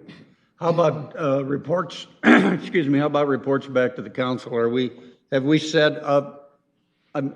I know you talked about the weekly update from attending the city managers meetings on Tuesday mornings, but will we be getting monthly reports, quarterly reports? What am I to expect to be able to keep up with what Spectra is doing? Well, I just talked with Bob about this a week or so ago about doing monthly reports for council that would be focused on, just updates that you guys could use as a summary for what's been happening during the past 30 days. So those will be coming, monthly reports to council. And then, like I said, I sit in on the staff meetings. I give Jessica all my bullet points for what Spectra's been up to for the past week and do my weekly reports as well for the various organizations. So, but for council, I would say monthly. And then if you want us to come back, like Tom had mentioned, on a regular basis, we can certainly do that as well to do kind of a summary or a presentation. Well, I think that the more information we have from you, I'm sure you probably have a pretty fair idea, and I get asked questions multiple times a day, and the more information I have to share the accurate information that you give to us, I think will help a great deal too in promoting the Tyson and your events. So Yeah, and as I mentioned, our door is always open. You know, if you'd like to come and see some of the enhancements in the kitchen that might not be able to show at a public level, you're more than welcome. We can set up time to walk through it. Our door is always open. We want to make sure we streamline that communication as best as I possible. appreciate that, and I really want to be there when he gets into pot roast. When Chef Al gets into pot roast, I want to be there. We'll make sure and invite you over. Make sure that happens, sir. I have kind of 4 areas, and I'll apologize in advance for my redundancy, but sometimes it just takes a while for me to get it. The first one's the shows. Did you say there are 18 shows that have been booked since June? I think that was the number, January? yep, that have been confirmed since January 2nd. Is that up, or how does that compare to what we've done in the past? It's a good number. You know, it's. New shows, or are those? Yes, these are new shows. Repeat shows? No, or? they're new shows. So it's between the Tyson and the Orpheum. But that includes your Broadway series. Yep, it would include the Broadway that's not series, new. which is like 6 shows, 7 shows, something like that.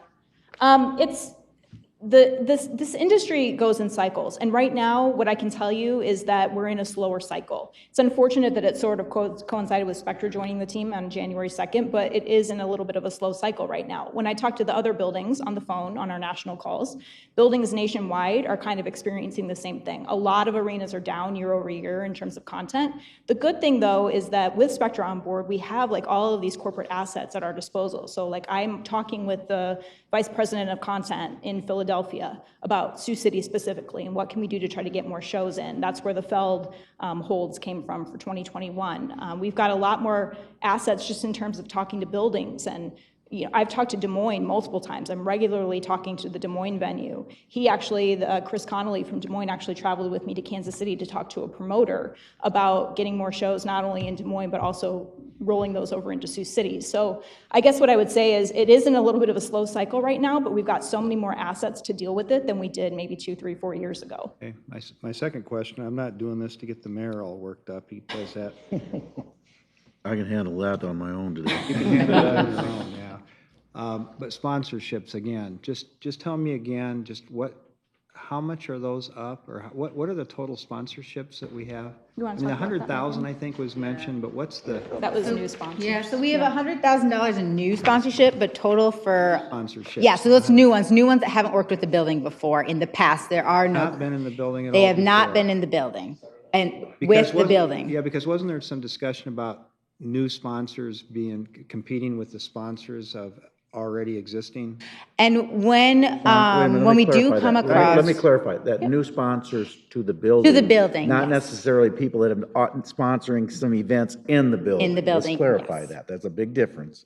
Well, no, wait a minute, you're gonna have to tell Hockey me and what I that could have the difference is. sponsor that could now be their sponsor. So they're new to the building, but they're new to their revenue stream, but not necessarily new sponsors in the building.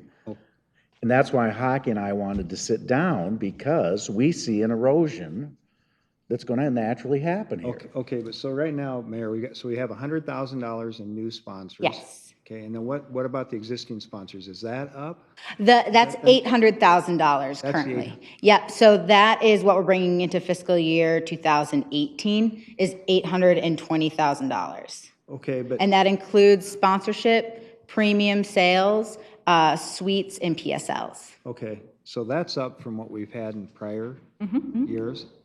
What does the 800,000 consist of? It's the sponsorship, suites, PSLs, and premium seating. So it's all encompassing of The corporate sky partnerships. boxes and that? Yep. So that's not new revenue then? No, not all No, of that. that's is not the new revenue. revenue. No, That's revenue. so the $100,000 is Is the new- $1,000. Right, so a lot of it's just renewing of the sky boxes. Right. So that's not new dollars, is what my point. No, that is not. That's the total for fiscal year 18 for corporate partnerships. Right now, we're sitting at $820,000. Okay. Which includes 100,000. Yes. My third category, just on the food, is the general the Yeah, same? everything that I've heard. Actually, we just did some fantastic backstage catering at the Orpheum Where- and got rave reviews on that. So Where are we with the prices on the food? Are those, We have not increased any of our prices. we haven't repriced anything or whatever you'd call it? no, we haven't gone through a Those have- repricing structure or anything of that Those have stayed in nature. place from prior years then? Okay. From the, And Dan? From when the city was running it to now, there's been no increase. There's been no increase in prices. We took over in January, right in the middle of the tenant season, so it doesn't move anybody, customers especially, to do that at that time. And Dan, I'm going to add to this. I was at the meet and greet at Tyson on the second floor. It was awesome. Al does an awesome job. The food is absolutely out of this world. It was wonderful. Yeah, we were really lucky to get him back, so Yes. we're happy about that. Yeah. Okay. And then the fourth one, and I'm not sure even how to ask this, but, okay, so the Tyson, there was a subsidy, annual subsidy by the city to subsidize the Tyson. Where are we with that number as far as the subsidy? What I can tell you is that where we're at as of April reporting, we're pacing about $70,000 ahead of budget. So we're seeing some systematic reductions to the bottom line. Our reports have been delayed, as Mike or Donna could tell you, because we've had such a transition in the financial world in our venue. But we are back on track now to get those in by the 20th of the month, which is when they're due. And so now we'll be able, especially as we move into fiscal year 2019, where we can lay the budget in and have a fresh start, we'll have a good idea of where we're trending. But right now, we're about $70,000 ahead of budget. Do you know what the subsidy amount is? What was it for last year, Donna? Yeah. No. In an average. Yeah, I want to say like 600 or 700. Yeah. More like 1.7 million. Yeah, but that included a whole over a lot of 10-year stuff. period. Yeah, and it included a lot of things that maybe we're not necessarily factoring into anymore because it's a private management company versus the city. So like, tourism, for example, that may fluctuate depending on what council decides to do with the tourism piece of our building. So is that something you can include in the monthly report Yeah. then that the council would get? So we just can kind of keep- how we're trending against the Yeah, deficit. keep an eye on that and how that's going, because, I mean, it's still possible. I commend you for all that you've been doing. It's a difficult market. It's very competitive. I get all that. But there is a chance, there is an outside chance that we could get to the end of the year and there might not be any difference. We all are hopeful there'll be a significant difference, but the reality is it could be the same. Tom, am I accurate on that, or just help me out with that? To Erica's point about the $70,000, that's where we are to budget. So whatever the budget it was for the bottom line subsidy, we're now trending $70,000 better than what we were budgeted for that subsidy. So the subsidy will be $70,000 lower, and with it being on June 30, that's where we'll be in our first 6 months, about $70,000 better than what this past year's budget was. And then we'll see how that goes into fiscal year 19, about how that budget plays out and where our improvements are from then. So you'll see the improvement right now in our first 6 months at the end of this fiscal year, and then the improvements over a full fiscal year will come with the budget and the performance next year. Does that include the payoff you're giving Dave Bernstein for sending me texts telling me to shut up? Added anything in? You added anything in for that, or is it? $1. Okay. I didn't want to ask where the scrap steel was going to go because I already knew where that was going. No, I think you've answered my question, because those are the questions I think that Councilmember Gretkin has referred to with the public asking us that kind of thing. And I know a lot of us, probably me, guilty of high expectations that it's going to be an overnight deal, but it's not an overnight deal. It takes time, and we're going to be patient, but I do think we still want to see a lot of different improvements happen. Just one other question. As you come into the Tyson and you go through the metal detectors, those folks, and I'm not being critical here, I'm just asking, those folks really aren't there to meet and greet and make you feel welcome, correct? They're there for security reasons only? No, So they are to have some they're not customer gonna really service make small capabilities talk as well. with an old guy like me when I bring my grandkids to the game, and I'll Well, I mean, their first priority will get people through as effectively and efficiently as they've talked about it a bunch of times with Signal 88, that we'll continue to talk about customer service and how we can improve their treatment of our fans as they come into the building. And it has improved actually pretty significantly. Because I've watched a lot of these entrances. Well, and and Erica, it's- you know better than a lot of people. I just want to be treated as a fan coming to the event. Yeah. I don't want them to look at me as a council member or anything else. Sure. I just want to be treated the same as everybody Don't wear your else. shirt that says council member. No, I wear my Kiss, the I either mayor? wear my No, Kiss shirt or Paul McCartney. That probably is the one area that I would say you have dramatically improved. That first football game, Yeah, I think we were all Getting extremely through. stressed oh, it was a that train, day. it was an absolute train Yeah. wreck. Probably I guarantee you 200 people said, I'm not putting up with this. And turned around, got back in their car because they weren't gonna wait in a line to wait in a line. And listen, you worked it out. I'll give you credit for that one, but it was a train wreck. Yeah, it's been a learning curve, not only for staff, but also for the public to, just understand the expectations, and it's actually flowed really well over the last few months, so. But sadly enough, Mayor, we've come to that at events. I know, That we have to unfortunately, go I would through. tell you not to put it in my event, but they won't do that, so it doesn't matter what I want. Well, I'm kind of glad we have it. I mean, I think. I mean, our serves top priority is a real safety purpose. as fans are coming in, no matter what event you're coming to. Yep. And for us, our biggest thing is it's open-mindedness, it's an awareness. That's a mentality that continuously grows. So we're always looking for ways that we can improve it, whether it's still getting people in as quickly as possible, but providing them a very safe experience. And then going back to the customer service, the Signal 88 actually sat through our customer service program when we did an orientation with our own staff. They were more than happy to sit through our program and hear about the program to kind of participate in that same mentality. Okay, so I got something to say here. This is what bugs me. We talk about customer service. Customer service is huge. To me, employee service is even more huge because you're not going to get customer service unless you have employees that are happy. You got to treat your employees with respect. You got to let them know what's going on.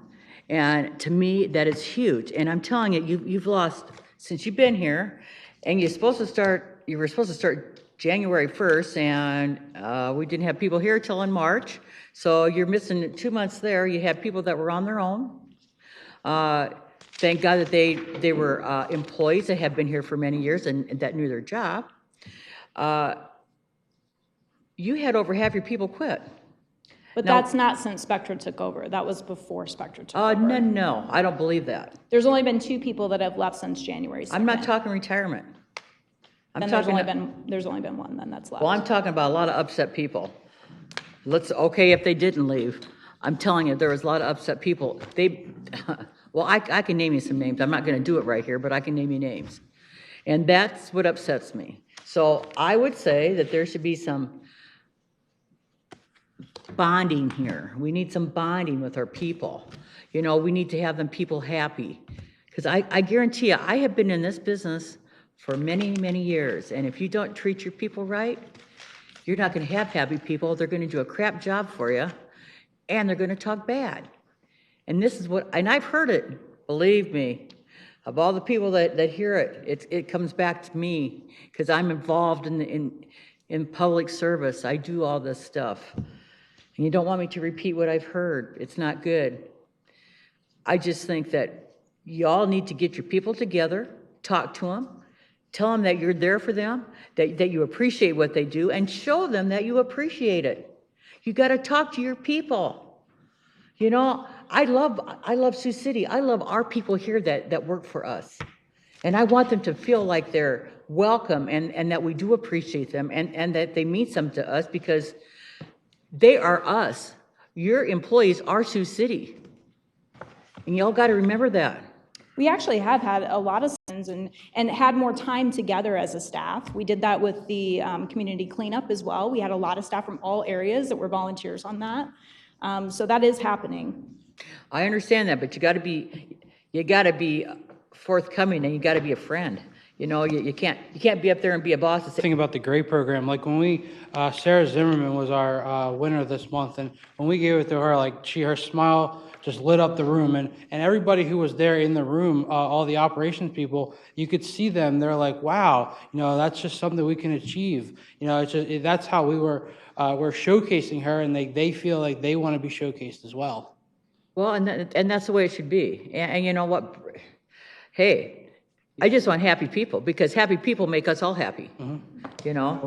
Councilmember Capron, good points you're raising, but that made me think too, it could be a two-way street, at least as far as I'm concerned. If I hear that, and maybe going forward as we hear that, you're the contact, right, Erica? You're the general manager. Maybe we just need to give her the reports that we hear too from time to time. I have. Yeah, well, you're probably better at that than I am, but. We've discussed it, and you know what? Hopefully it's all getting better, and I'm all happy with that. I hope so. But when this whole thing first started off, I tell you what, it was not. Well, transition's very difficult. Transition is, but you got to have people you got to have happy people. We all ought to be happy because we're giving them a chance to be here. We need them just like they need us, and that's my whole thing. I think we all should be. Pat ourselves, everybody on the back, say, hey, let's do a high five and let's get going here. It's all about relationships. Go ahead, Dave. Can I just interject for, I know you're not looking for public comment, but as a contractee through the city and a representative operationally of the Orpheum, we're sort of vested in this whole process. And I will tell you from our perspective, there's certainly been some transitional issues that we're still working through, but I may be more deferential to the fact that you guys have only been here for 6 months.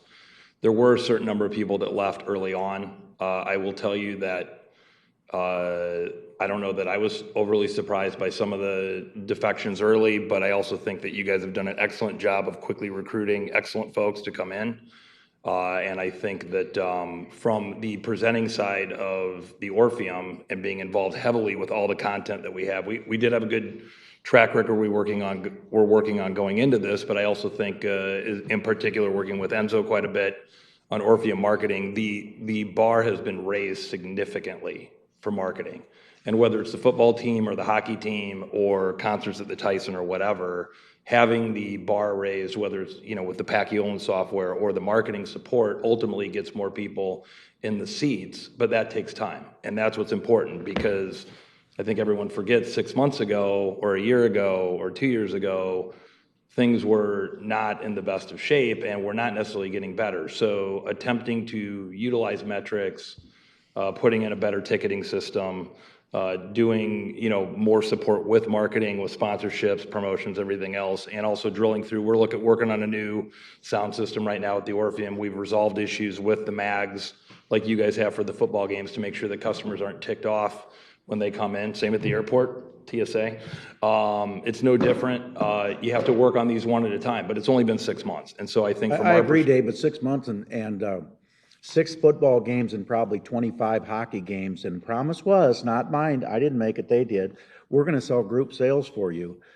And I talked to hockey about this after the end of their season, and they can't think of one group that you guys sold. When is that going to happen? Because after a full season, it might be time to put at least 10 or 20 people in the seats for us. Sure, and I agree. That was a promise. I didn't make that. They did. That was the big selling point, and I can't tell you because if they had sold, let me finish, because if they had sold one, I owe them 10%.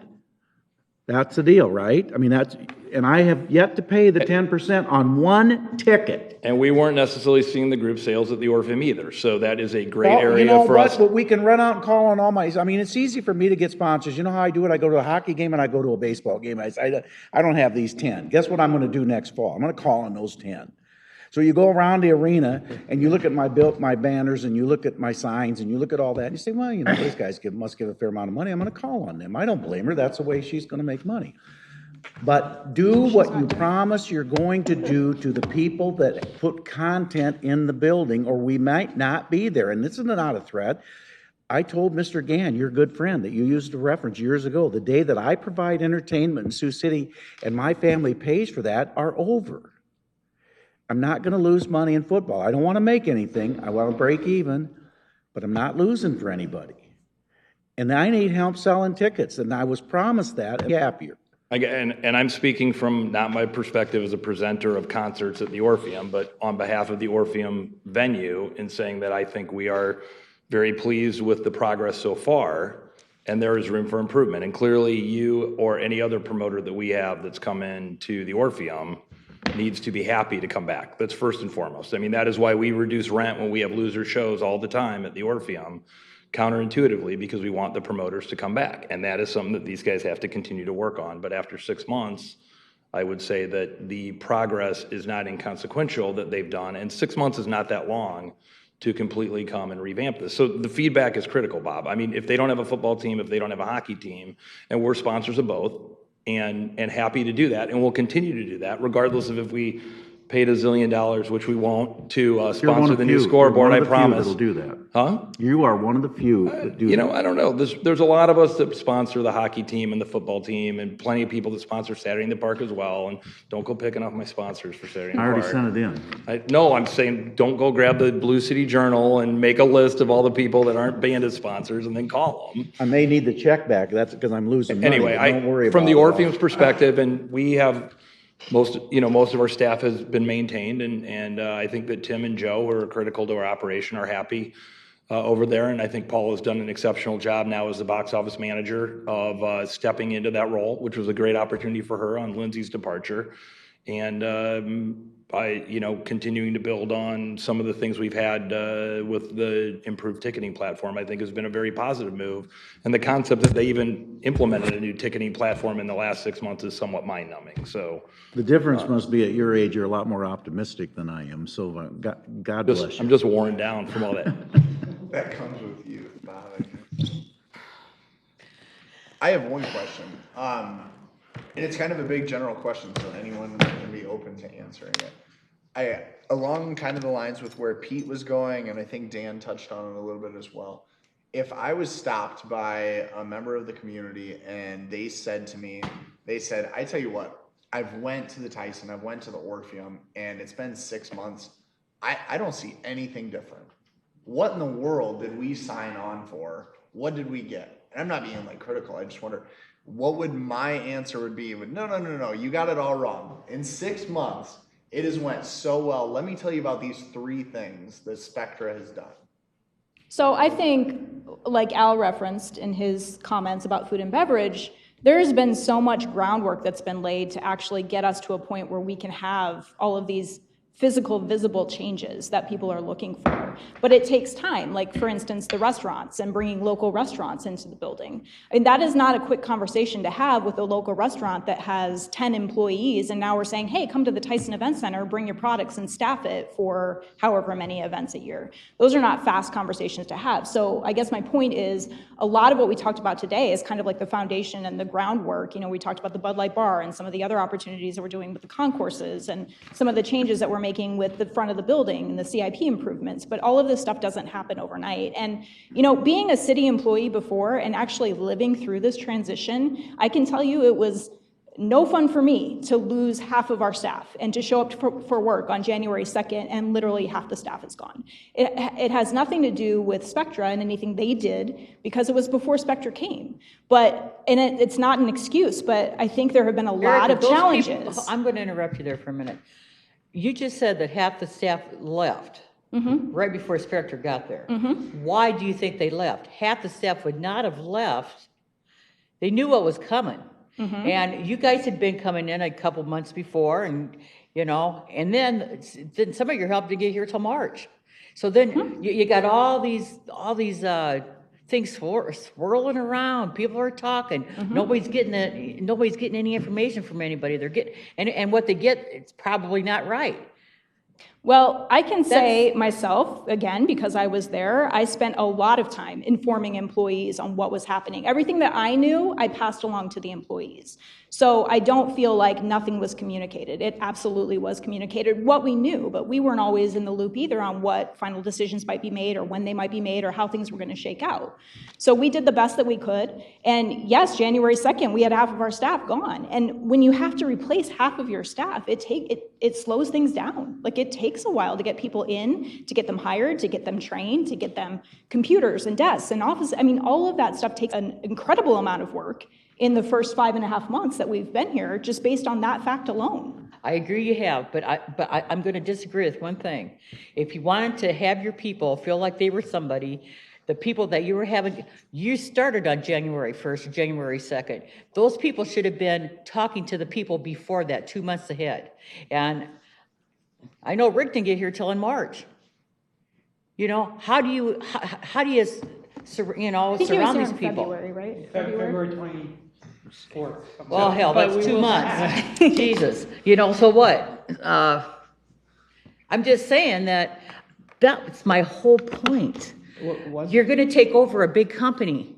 You're taking over the city, and you don't show up until February 28th, the 1st of March. What happened to coming in early, sitting down, visiting with people, being people-friendly? I'm talking people-friendly. Sure, and I will speak to that. You know, during this process, when we were here in the council meeting where it was announced that they will begin to negotiate with Spectra, myself and our senior vice president of arenas and stadiums went and met with all of the staff members the next morning.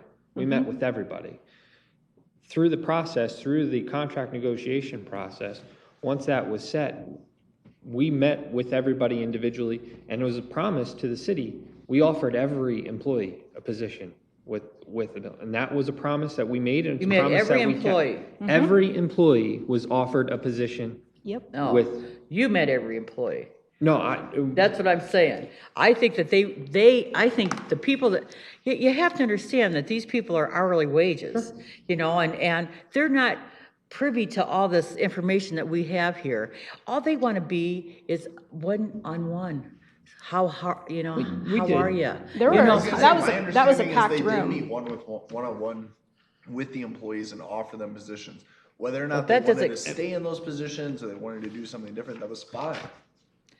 But Well- they met their obligation of meeting with Well, they everyone met and their saying, obligation, "We but, have a you know, position." talking to somebody and, you know, getting to, you know. Rhonda, we do hear you. Yeah. And we understand the point you're getting across, and all we can do is continue to improve upon that. I agree. What happened back in January to March, something that we can't redo, but again, between all the services, we appreciate that feedback, and that's something that we will continue to work on. You heard a lot about customer service, that's all part of that as well. Alex, to one of your points, you asked for. Thank you. I was gonna say, I thought I served up a softball and I don't even know who got You asked for three things, and again, I believe we'll come up with more, but, you know, you heard from one of the important aspects from the food and beverage part. Al Clark was not an employee when we took over on January 1. Al Clark used to be at the Tyson Event Center, a beloved employee there, came back, was hired by Spectra, and has a very, very positive influence on this community and what we've heard already from the meet and greet that we did, and will continue to get into the marketplace. You know, please understand that part of the conversion, we lost the convention center. The convention center is the kitchen.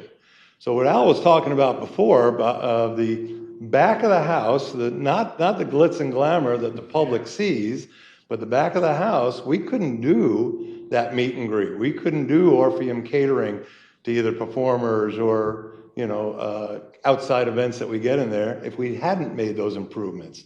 So those are the things that we wanted to target very quickly in the beginning, right? So far we got Chef Al and $160K of kitchen equipment, right? Correct, $160,000 worth of kitchen equipment, front of the house smallwares as well. Yeah. And then uniforms and, you know, other, again, bulk of what we do behind the scenes. Again, as we talked about, we took over January 1, that's right in the middle of your tenant season, hockey with football right behind, to make exterior from the food and beverage perspective, to change the icons or the themes of each location. We didn't see productive. Now, did we add new menu items? Absolutely. So we entered not only the marketing items that you saw event by event, but we added to the basis of the menu as well. We'll redo that entire menu now in the off season. They'll see that Bud Light bar. They'll see the thematic changes. So to your point, one of the things, Al Clark and $165,000 worth of investment.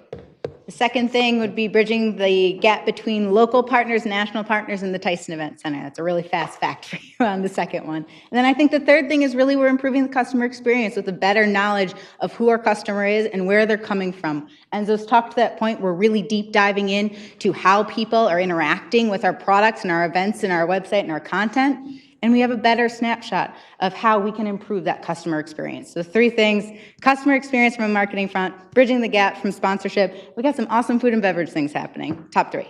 And I think just lastly, Alex, I will say the number one goal of ours was to Councilman Moore's point, to lower the subsidy, and the efforts that we're making, whether it be through increased food and beverage revenues, through, other offerings, more things for our patrons, through everything that Megan's doing with adding additional partners for the venue, to Erica taking the lead and now really being focused on booking and putting more content into these 2 facilities, are going to lower that subsidy for the city. It's in the first 6 months it will have an effect, and you see in our first full year it will have much greater.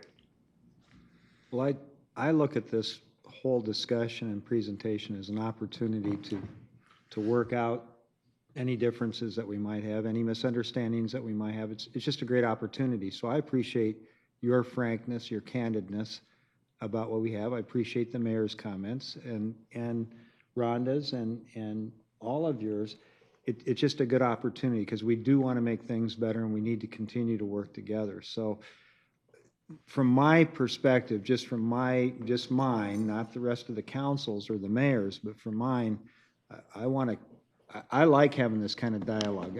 Some others might not, but it's quite telling to have this. I mean, it shows that you care, it shows that we actually care, and it shows that the community really does want something to succeed. They want it to be great.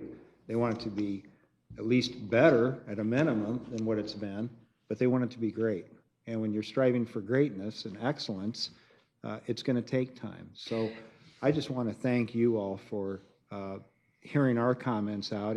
And for me, just personally, it's been a little bit of anxiousness because we really haven't had this gauge till right now, today. Now, maybe some of your others have had it before, but not where I've had a full presentation made and a summary of what's going on. So that's been helpful, and it kind of takes the anxiety that I've had out as to, okay, what's really happening here? And Tom, you've been great. I've got your phone number. Well, for a while there, I was calling you every day, and you're always available. I could still call you, but I'm glad we're having this as a community, and I'm glad that the media is here because they all know that's important to me. Wake up over here, you guys. Come on. That's how we get the news out to our citizens and to all of Northwest Iowa. But it is somewhat disturbing to me that you come today to make a presentation knowing that the most important thing you could tell me today, and probably at least 3 of us, is where's that subsidy at? Where's it on paper so we can look at it and say, where's it at? Because all this other fluff, God bless you, it's good, it's wonderful to hear all these wonderful things, but the bottom line is you got the contract because you promised to deliver a reduction in the subsidy, and to not have that today, quite frankly, is disappointing. Very disappointing. Because I thought when I saw this on the agenda, that would be the one thing. If you're 70 grand in, God bless you. I would have that's the first thing I would have showed this council. But And with all due respect, I had talked to Rick, and he had said that he was going to, I talked to him at our little meet and greet thing, and he said that he was going to come up with a spreadsheet letting us know how we were, how we were doing. And he was going to email it to Mr. Padmore, and Mr. Padmore was going to give it to us. So I'm assuming that we didn't get it, and that's why the mayor's upset. But just let me finish real quick. I do appreciate you guys coming. I appreciate what you've all said. I hope you understand where we're all coming from. We voted to have you guys here, okay? We want it to work. That's bottom line. We all want it to work, but we all got to get kind of on the same page. We got to get a little happy feet here, and everybody's got to get good. That's all. That's all I want, with respect. Agree more. Loud and clear. So I'm good. So go ahead. And I think that's a good start too. You're talking about monthly updates. I mean, I think that's what council's kind of looking for is I think this continued dialogue, whether this presentation style is quarterly and then a monthly update, whatever we want to do. I just think that more communication is key. And please, as we start that process in that monthly communication, let us know. Give us feedback on what you're seeing and kind of what you want to see more of or see less of, so that way we can cater it as specific as possible. Yeah. What's going to be, well, there's several things that will be very telling, but in Sioux City, Iowa, I'm here to tell you, what will be very telling is after this meeting for the coming week and next couple of weeks, we've got a very, very active and good community. And they're plugged in, they're engaged with what we're doing, what council's doing, and what Spectra is doing, and it's going to be very telling to see the comments that we get and the feedback that we get. And we do welcome that. I mean, no one likes to hear let me tell you, negative I know feedback. I'll be getting feedback. I can guarantee it. Yeah, but I that will guarantee be, it. that will be very telling. Well, but it's good that it's good, Rhonda, that we have this You betcha. I'm totally on board out with in it. the open. I agree. Sunshine, it's good. I So, agree, 100%. Yep, so thank you. Citizen concerns. Are there any citizens that would like to be heard? Please come forward, state your name and address for the record. Come to the microphone if you want to be heard. Mr. Corey. Hi, Rick. How we doing? Good. How are you? How are Good. you doing? Do I need to, Rick Corey? I'm gonna use my personal address because I have personal concerns. 3542 Aspenwood in Sioux City. My concerns tonight, I have a couple hats to wear tonight. The first one is the mess down on 11th Street and Steuben Street with all the soybeans. Pete has seen several pictures. I know Dan, Rhonda. The part that bothers me is who's paying for this cleanup? Like last Thursday, the city cleaned the streets, and I thank you. And I know, Pete, you've pushed them to do that. And again, today they've had to clean it. Is it us taxpayers that are paying this? Or I don't know. I'm asking a question. Sure, the city's coming out, cleaning, yeah. Mr. Pardon me? Padmore, if the city's cleaning, isn't Yep. the taxpayer? Yeah. City's paying for it. So this is coming out of our tax dollars. Or it just sits Sure, there. they're coming out in an effort to keep the area clean. They know the challenge that they're faced with, or the trucks and your business, and we're I've been trying to there help. about 20 years, and it's really gotten bad the last 3 to 4 years. And I think maybe something that would help is someone suggest to Cargill that these haulers can't uncover their loads till they're ready to dump. Because they sit there and they stack them trucks full, and they got their covers off, and where does it go? It just blows all over. I think the ordinance would tell you that they can't do that. I think we can ticket them already, because if you're hauling dirt, you cannot unload till you get to the site to unload. So Bob, that's, maybe the police need to remind them, they've got to get on Cargill property before they pull those stops. Yep. Because you've got an ordinance already in place to that effect. So we just got to send the police officers down there on occasion, and we need to get a hold of Cargill to caution their drivers to make sure they understand that. Are they pulling the tops before they pull up onto the scales? Oh, yeah, they're pulling them right out. They pull Oh, yeah. them as soon as they get close to the deal. Yeah. It's all electric now. Yeah, well, until you get a guy like last, I think it was Well, a lot of them are. Friday. And I called the police, but this guy dumps a trailer in my lot and takes off. Private property, signs are up, no trespassing signs. And so I kind of got upset, and I blocked it so he couldn't come grab it without coming in and seeing me. And I called the police, and they sent an officer out. And he pretty much, this is the first time an officer has said this, he says, just have it towed. It's private property. So I called to have it towed. And then he comes with another tractor trailer and blocks my whole driveway, where I can't even get customers in and out of my business. Same guy? Same guy, different truck. Wow. He went and got this other truck, and what's he doing? He's trying to power his cover, and he's working on it, blocking my driveway. It just burns me. And then for us taxpayers to have to clean up after these guys, and then they pull up afterwards, and they park on the side of the street and take the vibrator and shakes their trailers. And I mean, there's big piles of this stuff. I can't see why we have to pay for it as taxpayers. Something needs to be done down there. It's a mess. And like I say, the last 3-4 years have just been horrendous.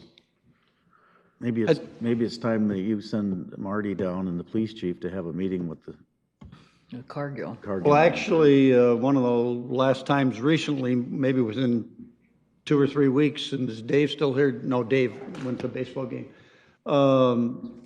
I called Dave Carney after Rick and I had spoke about a problem he was having that day, and Dave talked to Marty, and Marty was going to a meeting that afternoon, and he sat down with them, and they said they would make an effort to help clean up, and I think they've been out doing some things, have they not? Cargill hasn't. The city's I thought they were. The city's the only ones I ever see. I thought you told me last week they were out washing the street. The city is. Oh, the city was. The city trucks are. And they were there today again. I mean, they just washed them on Thursday and Friday. It was a disaster down there again. I mean, honest to God, it's a mess. Well, and as Mr. Carney calls it, a less desirable neighborhood. Well, why do you think it's less desirable? Well, Cargill needs to start picking up that tab. Yeah. Well, Mr. Corey needs to see some results. I mean, I don't know how you've done what you've done. It's just, it wears on the guy. That's not right. If it's been 2 or 3 years, it's just too long. Did you have that, so you had a truck hauled off? The bean truck that parked in my lot, I called the wrecker and this guy came out and they were ready to tow it, and I charged him the $50 that the wrecker was gonna charge him just to pull it out onto the street. Good. Huh.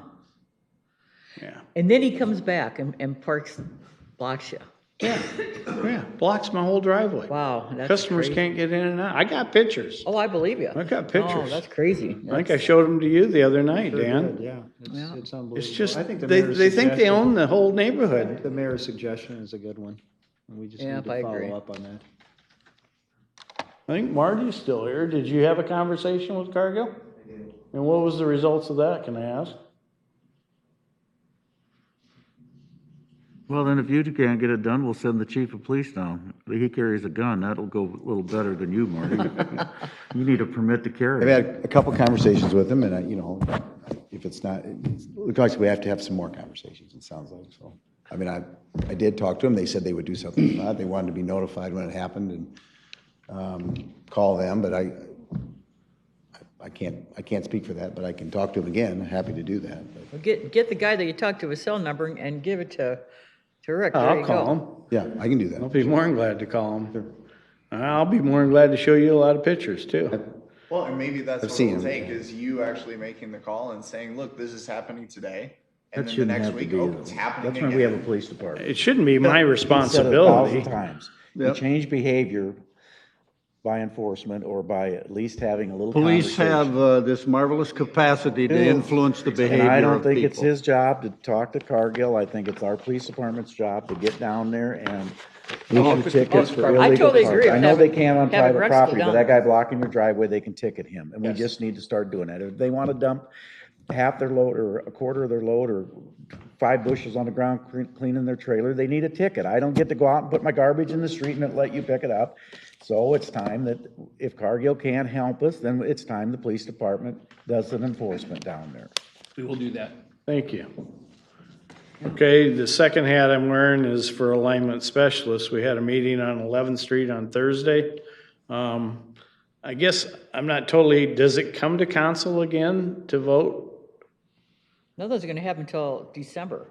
To vote for what? Whether On that project that you guys met the other night. The viaduct. They're, viaduct. they're gonna submit an application for the grant. July.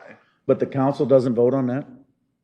They'll vote to submit an application, yes. Right, and that's Yes. coming up. That's coming Yes. up, and then It's the gotta be- award It's will gotta be be at in by sometime in July December. 19. Yeah. The award would be sometime in December, and then ultimately the Right, council would but have the to vote vote for to to go there will accept be. that award. So there'll Yes. be at least 2 more votes, and then it will go through the construction process with more votes following that. So you folks will vote again whether to pursue it or not. Yes. Is that correct, Marty, about when is, So it has to come back before you I'm- send I it. think, July- is it July isn't the 19th? deadline July 18th? Yeah, July It's either 19th, I think, or. 18th or 19th, one of the Yes. two, I think. So Isn't it'll that be your back prior to deadline that. to apply though? To put the application in, right? Uh-huh. Do you vote to put the application in? Yes, that's what I'm saying. We have to vote. They can't, staff cannot do that without an elected official's signature. Okay, and I would like to make sure that I'm notified when this vote's happening or coming to. Yep. Okay, thank you. Thank you. Thank you. Anyone else? I hasten to ask this with Alex back, but the council can. Well, the only thing I want to mention is tomorrow morning, 9 to 11, museum is the Siouxland Street project. If anyone's interested, I will attend. Not be able to attend. I will attend, and I know they're I'll gonna be there at like 9:30. they're gonna talk about, you know, what they can do. I'm not sure how the council as a whole may view this, the idea of the alternatives, and I know super shelter is one of the concepts I know they'd like to see. I think, Dan, you shared with me that they'd like to see government involved in it. And at some point, I'll try to take some good notes and bring it back and see what they say and where they're headed. I know it's an expensive prospect, but we'll keep working on it. They've been working hard at it for the last 3 years to try to find a solution, and we'll just keep moving forward and see what we can get done. But I thought I'd share that at least tomorrow morning, 9 to 11 at the museum, and that's all I've got. Well, I just want to pass on to everyone that's watching out there that we have another winner from Saturday night, don't we, Bob? Bandits The are on the Bandits, roll. they made it to next Win a week. championship and close her down, but what the heck? You gonna buy us all a ring if you win? I mean, All of you a ring? well, yeah. We've been your cheerleaders for God's sake. Don't we deserve it? Is that all you have tonight? I just want a commitment to that ring. Well, we'd all wear it with pride. Thanks, Jeez. Alex. With my bandage jacket. Yeah. I have nothing further. Come on, we have way too many things going on in Sioux City to not let me bring them to light. So, first off, I would like to say congratulations, Bob. That game was a lot of fun and down to the wire. But okay, then You were there too? You bet. He was sitting over on the other side. I saw him. He was there. Well, we carried him, though. We should have gone over to where Alex was. Who had better seats? For that one song. Yeah, a lot better. The one We song got to there. hear the coaches. Yeah. Boy, I gotta watch it on my phone. That was I believe it. The next thing that I wanted to bring up, Pete talked about that meeting tomorrow. I wanted to bring up the Cook Park is having a pop-up park. Our Parks and Recreation is doing that. That's going to be at Cook Park. It's on Wednesday at 6 p.m. Let's see. Thursday we have 6 obviously to 7:30. Yeah, 6 to 7:30. Thursday we have Downtown Live. It's been a lot of fun if you haven't been there yet. Great chance to get some live entertainment. Just $3 to get in. It's a really good deal. Great time right in front of the museum. Who's the entertainment? Let's see. Just saw it on Facebook. Thursday is the Rad Trads.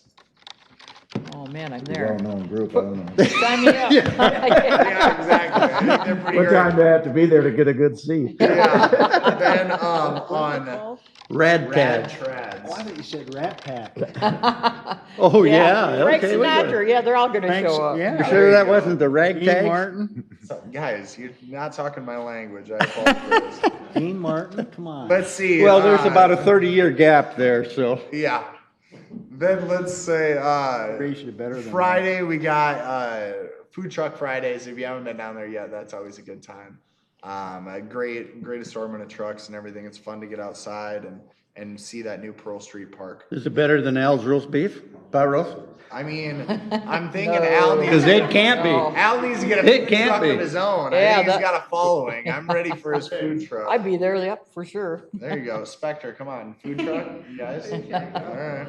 Al's food Let's truck. be thinking about that. Then we got on Saturday, Camp High Hopes is having their Rib Fest. I hope I have that right. I think it's this Saturday. Yeah. Time at Can't make Rib this Fest. You know what? What's up? You might get hired as marketer. Yeah. I should be. I tell you what, get this. So this was my Saturday. Let's keep moving. You can talk to me later. Let's keep moving. Everyone says there's nothing to do in Sioux City. And I want to start a campaign about if you say there's nothing to do in Sioux City, it should be a Hangout with Alex campaign. Because, let's see, Saturday, farmer's market in the morning. There was an art show for Jamie Bowers, who's going to be leaving. So I went to that art show. Then I went out to Asian Fest for lunch. Hey, that was pretty cool, Then I came wasn't back. Then I went to a Bandits game. Then I went to Awesome Biker Nights. When do you take a nap?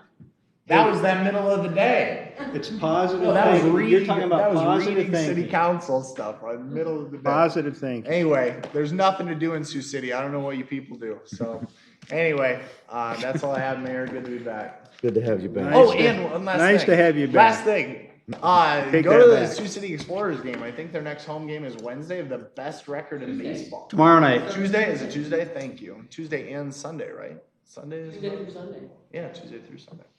And I'm gonna get Mr. Waters to a band shell concert on Sunday evening, I municipal hear band. that's good. I've never been. I You've need to do never, that. see? There's Really? nothing to do in He Sioux doesn't- City. Hey, we need to post that, because maybe I'll Band go. shell concert, Sunday evenings. Bob's gonna drive us up there Free, with his, and it's fantastic. Corvette. Movies too? Do they do movies? No. We'll be like a little parade, Bob. This is Sunday night, 7 o'clock. I wanna see you there. You bring your own chairs? I always bring my own chair. Well, you Yeah. can sit on the, you can sit on the. Oh, you're good. Those are nice. Park right up there? And they get a crowd. They get a really good crowd. Not quite as big as Saturday in the park. What do I got but Sunday? I got a meeting Sunday, but I'll be. There was a big crowd last Sunday. I have nothing What? else, Mayor. I have nothing either. I move we adjourn. Second. Okay, Scott, Aye. Waters, Aye. Capron, Aye. Greckin, Aye. Moore. More, say aye. Yay, yay. 4 more. 4 more.